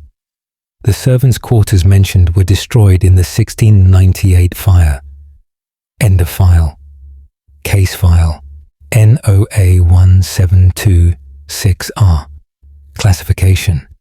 Report of Palace Physician. Date of statement 17th June 1726. Location: Kensington Palace, London. Report of Dr. Charles Morrison. Palace Physician R. Dr. Charles Morrison. Do report phenomena witnessed in the infirmary. My position requires me to treat illnesses affecting palace residents. The infirmary occupies several rooms designated for patient care. On the afternoon of 14th June, I was treating a servant's injury. As I worked, I heard a door open in the adjacent room. That room served as a recovery area for patients requiring observation.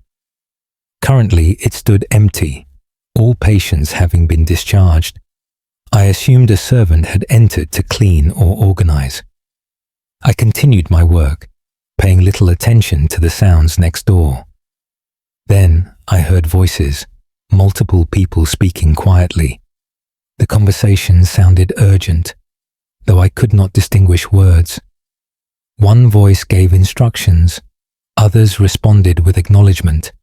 It sounded exactly like medical consultations I conduct daily. I excused myself from my patient and went to investigate. The recovery room stood completely empty. No servants, no patients, no explanation for the voices. Yet, as I stood in the doorway, the conversation continued. It seemed to come from the center of the room. I walked toward the sound, trying to pinpoint its source. The voices surrounded me, as though a medical team worked around a bed. I heard instruments clattering, water being poured, urgent commands.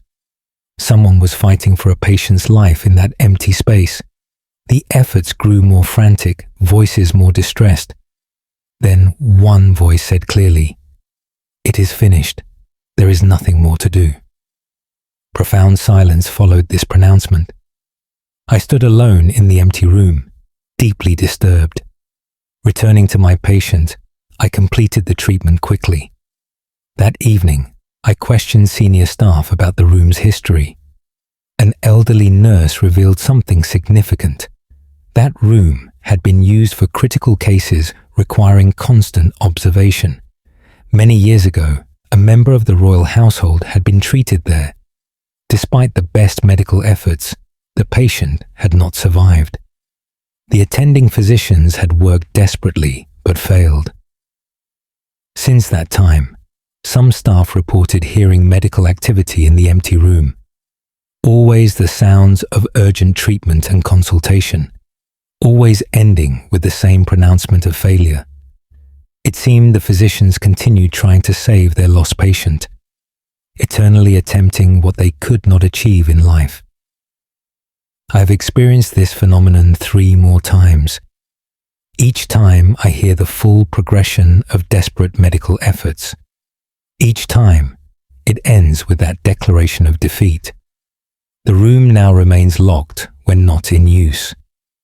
Dr. Charles Morrison, Palace Physician, Kensington Palace, London, 17th June, 1726. Archive note. Dr. Nathaniel Ashcroft, Kensington Palace, records document several deaths of household members and royal family in the infirmary over the centuries. The specific incident Morrison references likely occurred during the reign of William III, whose death at the palace in 1702 followed a failed medical intervention. Multiple medical staff reported similar phenomena in subsequent years. End of file. Case file NOA 1559T. Classification. Testimony of Royal Gardener. Date of statement 12th September 1559. Location: Richmond Palace, Surrey. Testimony of Walter Grimshaw. Assistant Gardener Fils Heir, Walter Grimshaw. Do testify regarding events in the orchard. My work requires me to maintain the fruit trees and garden plots. The palace orchard extends to the river boundary. On the morning of 9th September, I arrived early to begin harvesting. The orchard was thick with morning mist from the river. Visibility was poor, but I knew the trees well enough to navigate. As I worked, I heard singing coming from deeper in the orchard. A woman's voice, clear and beautiful, sang an old melody. I recognized the song as one sung during harvest festivals. I assumed another servant had come to help with picking. I called out a greeting, but the singing continued without pause. I walked toward the voice, following the sound through the mist. The singing moved away as I approached, maintaining constant distance. For nearly half an hour, I pursued the voice through the trees. It led me in circles, always just ahead. The song never faltered, never grew louder or softer. Eventually, the mist began to clear as the sun rose higher. The singing stopped abruptly, mid-verse. I found myself at the far edge of the orchard near an old apple tree. This tree was gnarled and ancient, no longer producing fruit. We had planned to remove it, but had not yet done so. As I approached, I felt sudden coldness despite the warming day. The air around the tree seemed different, heavier somehow. I noticed something carved into the trunk at eye level. Letters formed a name, worn but still legible. The carving was very old, dating back decades at least. I returned to the palace and asked the head gardener about the tree. His expression grew somber when I mentioned the carved name. He explained that a young servant girl had worked in the orchard years ago. She had been known for singing beautifully while she worked. One autumn morning, she was found beneath that apple tree. She had passed during the night, though no cause was ever determined. She had carved her own name into the tree trunk, marking her favorite spot. Since then, other gardeners had heard singing in the orchard. Always on misty mornings, always the same harvest songs. The voice led people through the orchard, never allowing them to get close. Several workers claimed to have followed the singing. Each time it brought them to that same ancient apple tree. I have heard the singing many times since that first morning. It is both beautiful and unsettling in equal measure. The voice continues its eternal performance among the fruit trees. Walter Grimshaw, Assistant Gardener, Richmond Palace, Surrey, 12th September, 1559. Archive note: Dr. Nathaniel Ashcroft, Richmond Palace. Records confirm the employment of numerous garden staff during this period. The orchard was a significant feature of the palace grounds until the, say, 18th century. Local folklore mentions a singing spirit in the royal orchards, though specific identification has proven impossible given limited historical documentation. End of file. Case file NOA1697B. Classification: Account of Court Scribe. Date of Statement: 8th November 1697. Location: Hampton Court Palace, Middlesex. Account of Master Philip Denham. Court Scribe was Philip Denham.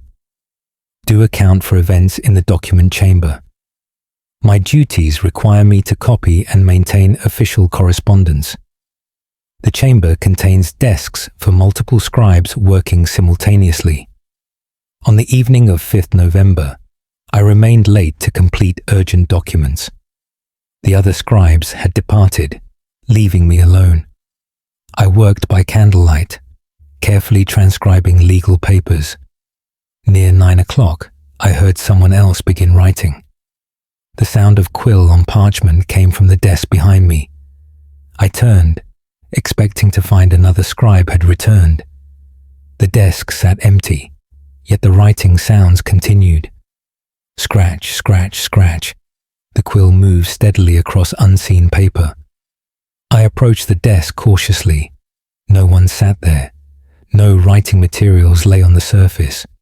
Yet the sounds persisted, exactly as though someone wrote diligently. I reached out to touch the desk chair. It felt warm, as though recently occupied. The writing sound stopped when I touched it. I returned to my own desk, thoroughly unnerved. Within minutes, the writing began again at the empty desk. This time, I heard additional sounds. Pages turning, ink bottle opening, paper being sanded dry.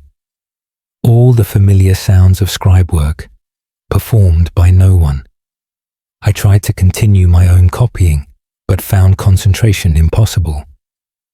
The invisible scribe worked steadily, never pausing.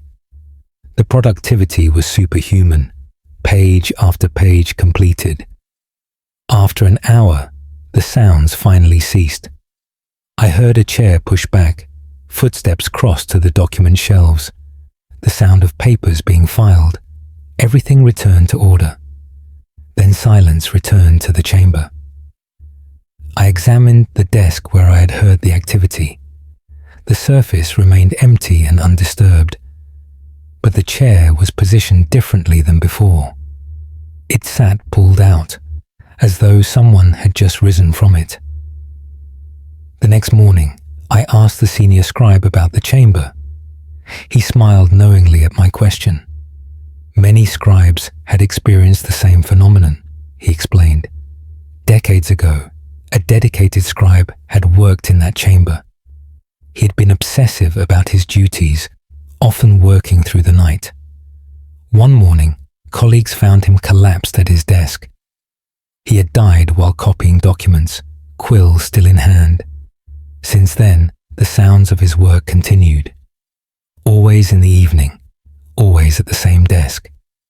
Some scribes found it comforting, proof of dedication transcending death. Others found it disturbing and refused to work late alone. I have heard the phantom scribe many times since. The sound has become familiar, almost companionable. Two scribes working through the night, one living and one not. Master Philip Denham, Court Scribe Hampton, Court Palace, Middlesex, 8th November, 1697.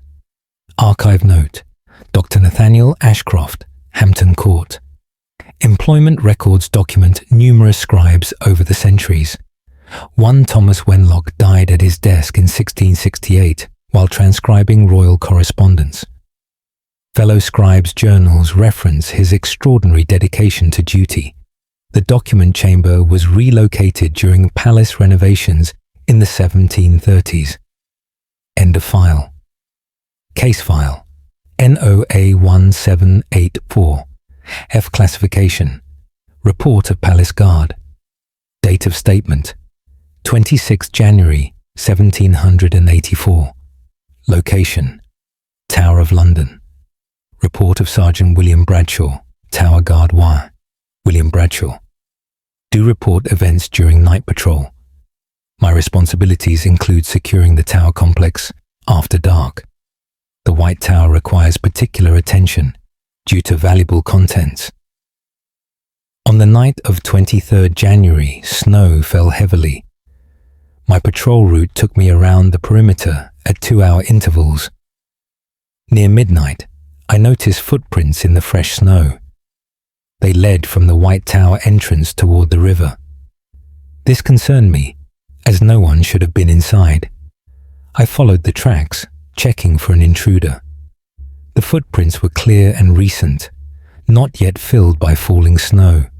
They belonged to someone wearing old-fashioned boots. The treads showed a pattern not used in modern footwear. I tracked them to the wall overlooking the river. There, the footprints stopped at the edge. No marks indicated anyone had climbed down or jumped. The track simply ended, as though the person had vanished. I returned following the same prints back to the White Tower. Inside, I checked all rooms thoroughly for intruders. Every door remained locked, every window secured. No one could have entered or exited. Yet those footprints clearly showed someone had walked from this building.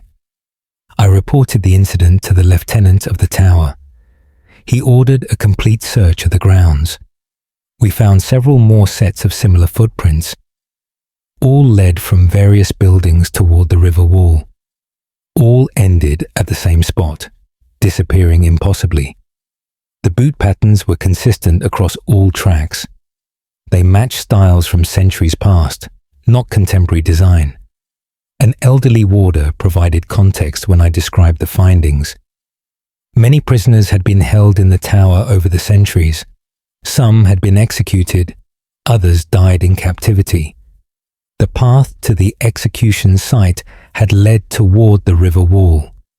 Condemned prisoners had walked that route for the last time. Some believed they continued walking it still. The footprints appeared regularly after snowfall, he explained. Always the same path, always ending at the wall. I have served at the tower for 2 more winters since then. Each snowfall reveals those phantom footprints. Multiple sets, all following the same route, all ending at that same spot by the river. Sergeant William Bradshaw, Tower Guard Tower of London, 26th January, 1784. Archive note. Dr. Nathaniel Ashcroft, Tower of London, records document hundreds of executions over its long history. The route from holding areas to execution sites varied over the centuries, but many passed near the river wall. Multiple guard reports from different eras describe similar footprints appearing in snow, always following patterns toward the same locations. End of file. Case file NOA 1562. W classification. Testimony of Palace Laundress. Date of statement 19th May 1562. Location Oatlands Palace, Surrey. Testimony of Alice Morton, Palace Laundress. Why? Alice Morton. Do testify about events in the laundry rooms. My work requires me to wash and maintain all palace linens. The laundry occupies rooms in the lower level near the kitchens. Water is heated in large coppers over constant fires. On the morning of 16th May, I arrived before dawn as usual. I needed to begin heating water for the day's washing. As I entered, I found the fires already lit and burning strongly. Large coppers of water already heated to boiling. This made no sense, as I held the only key to these rooms. I checked the door lock and found it undamaged and properly secured. No one could have entered before me, yet clearly someone had prepared everything for the day's work. I began loading linens into the hot water. As I worked, I heard someone else moving about the room. Footsteps crossed back and forth behind me. I turned several times but saw no one. The sounds continued regardless, as though a second laundress worked alongside me. I heard water being poured, linens being wrung out, the thump of wet fabric, all the familiar sounds of laundry work done by invisible hands. After the initial shock, I continued my own tasks. The invisible assistants proved remarkably helpful. Work that normally took hours was completed in half the time. Linens appeared cleaner than I usually managed alone. The folding and sorting happened with exceptional precision. When I finished for the day, I found everything organized perfectly. The fires had been damped, water drained, surfaces cleaned. This pattern continued every day that week. I would arrive to find preparations already complete.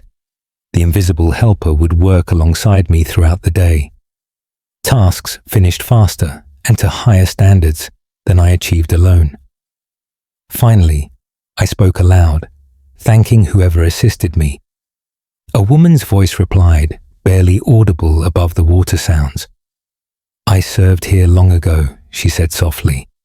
I asked her name, but she did not answer directly. The work must continue, she said instead. Standards must be maintained, regardless of circumstance. I understood then that she could not stop working. Even death had not released her from her duties. I asked if there was anything I could do to help her find rest. Silence followed my question. Then the fire flared briefly before settling to normal. I took this as her answer, though its meaning remained unclear.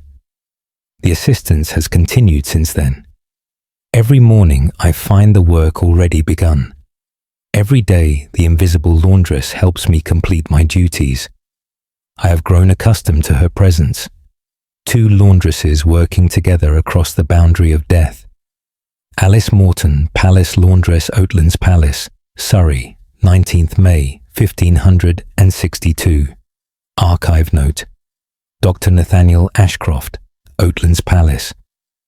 Employment records list numerous laundry staff over the centuries.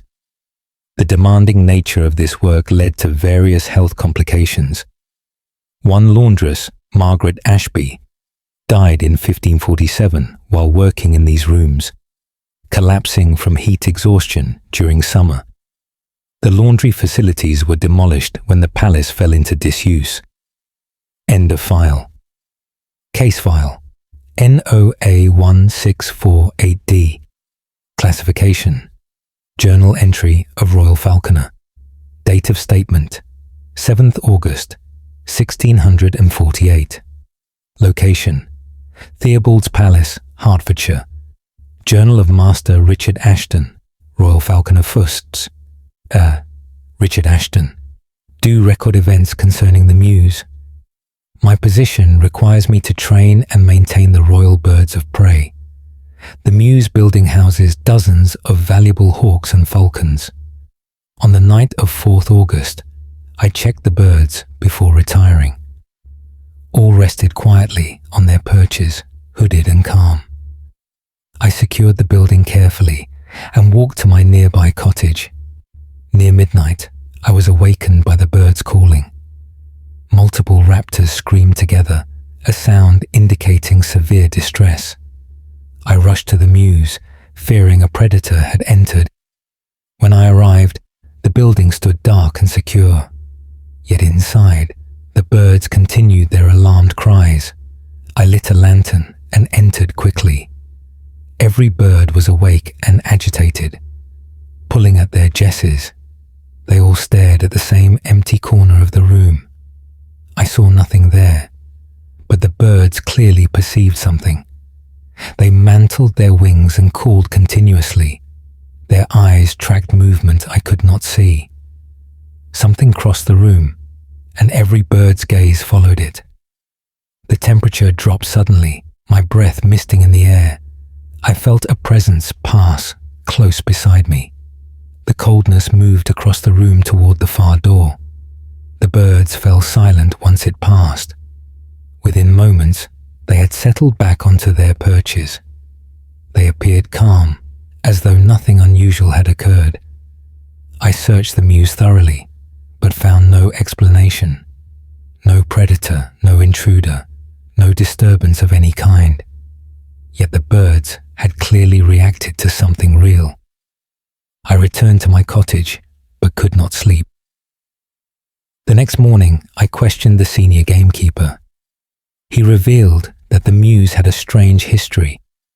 A previous falconer had died in that building years ago. He had been found one morning, apparently having died during the night. The birds had been in a state of extreme agitation.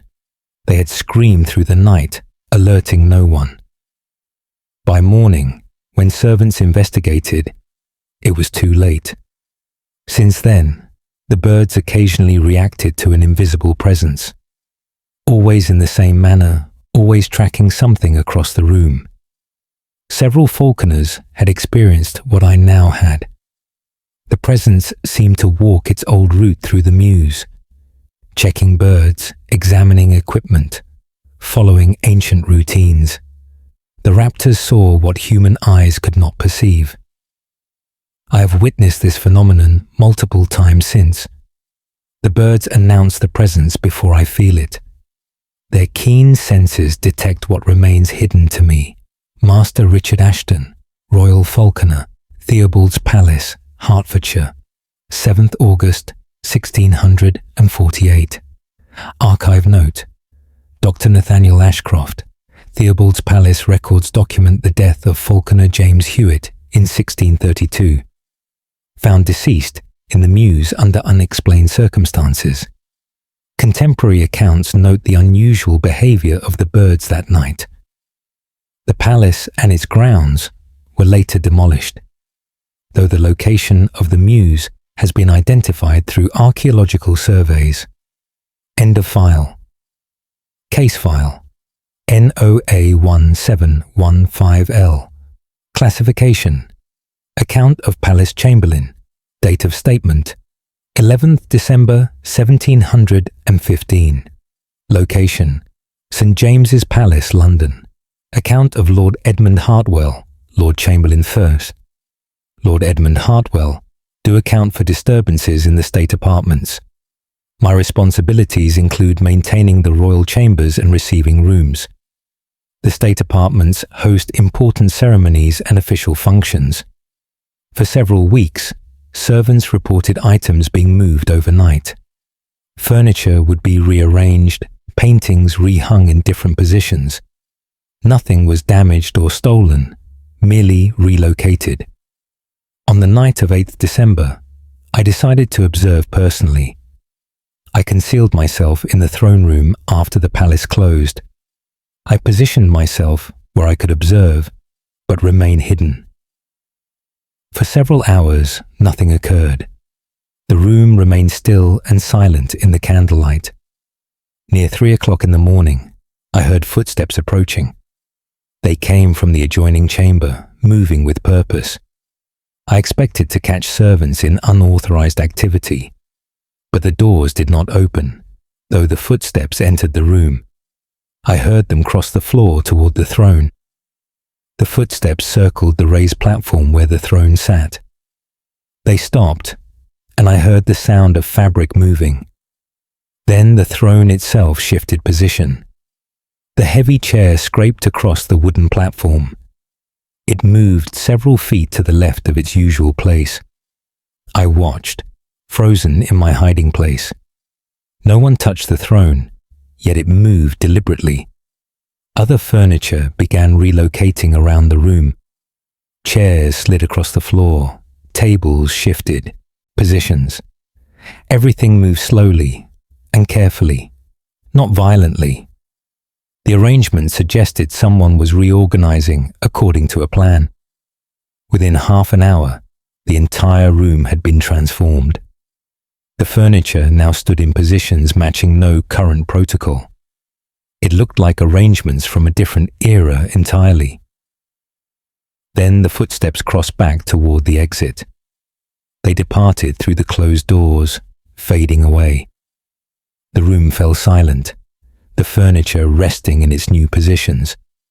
I emerged from concealment and examined everything carefully. The arrangements matched palace plans from decades earlier.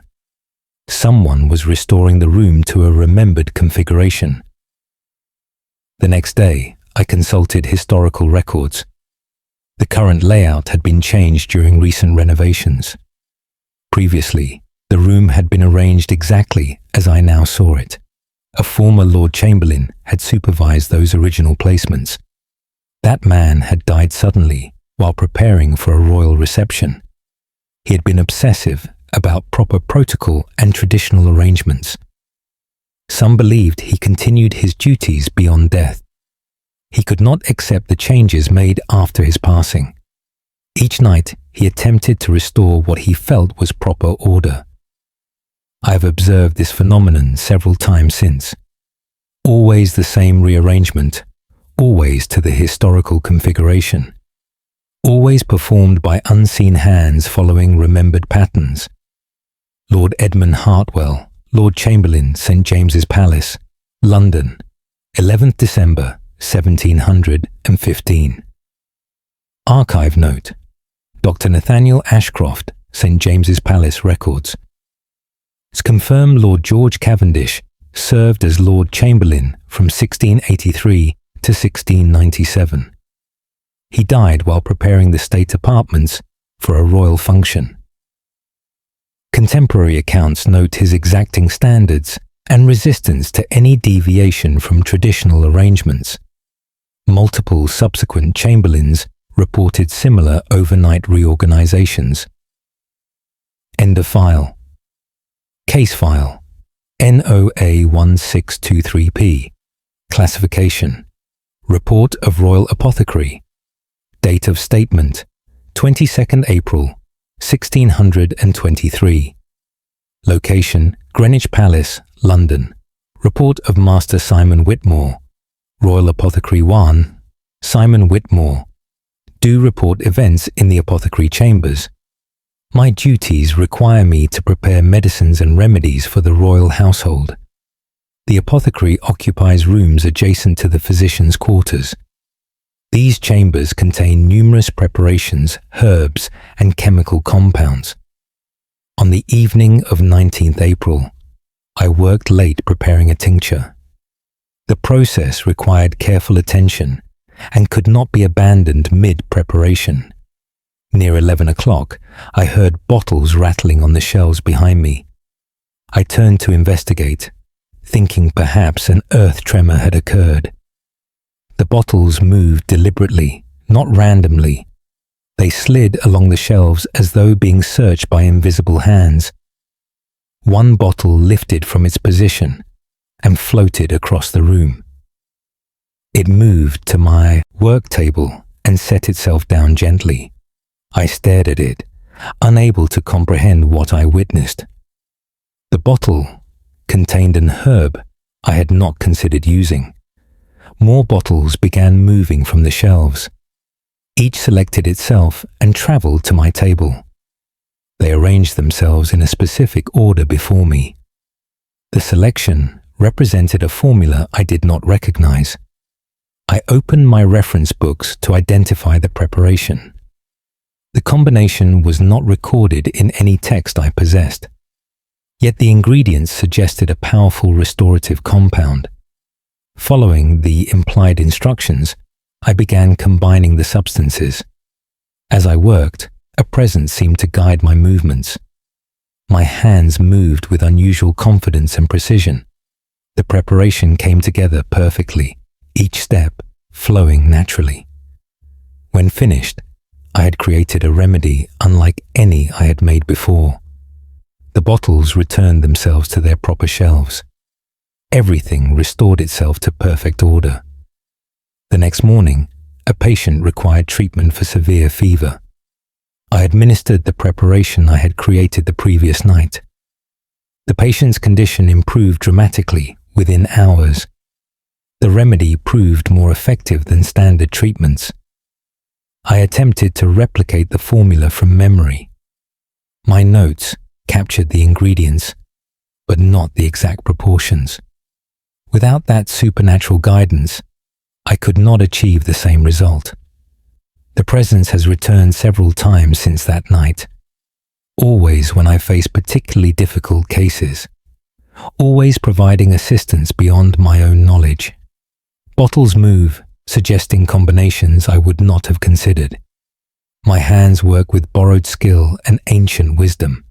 I have come to rely on this mysterious collaboration. Between us, we have saved lives that might otherwise have been lost.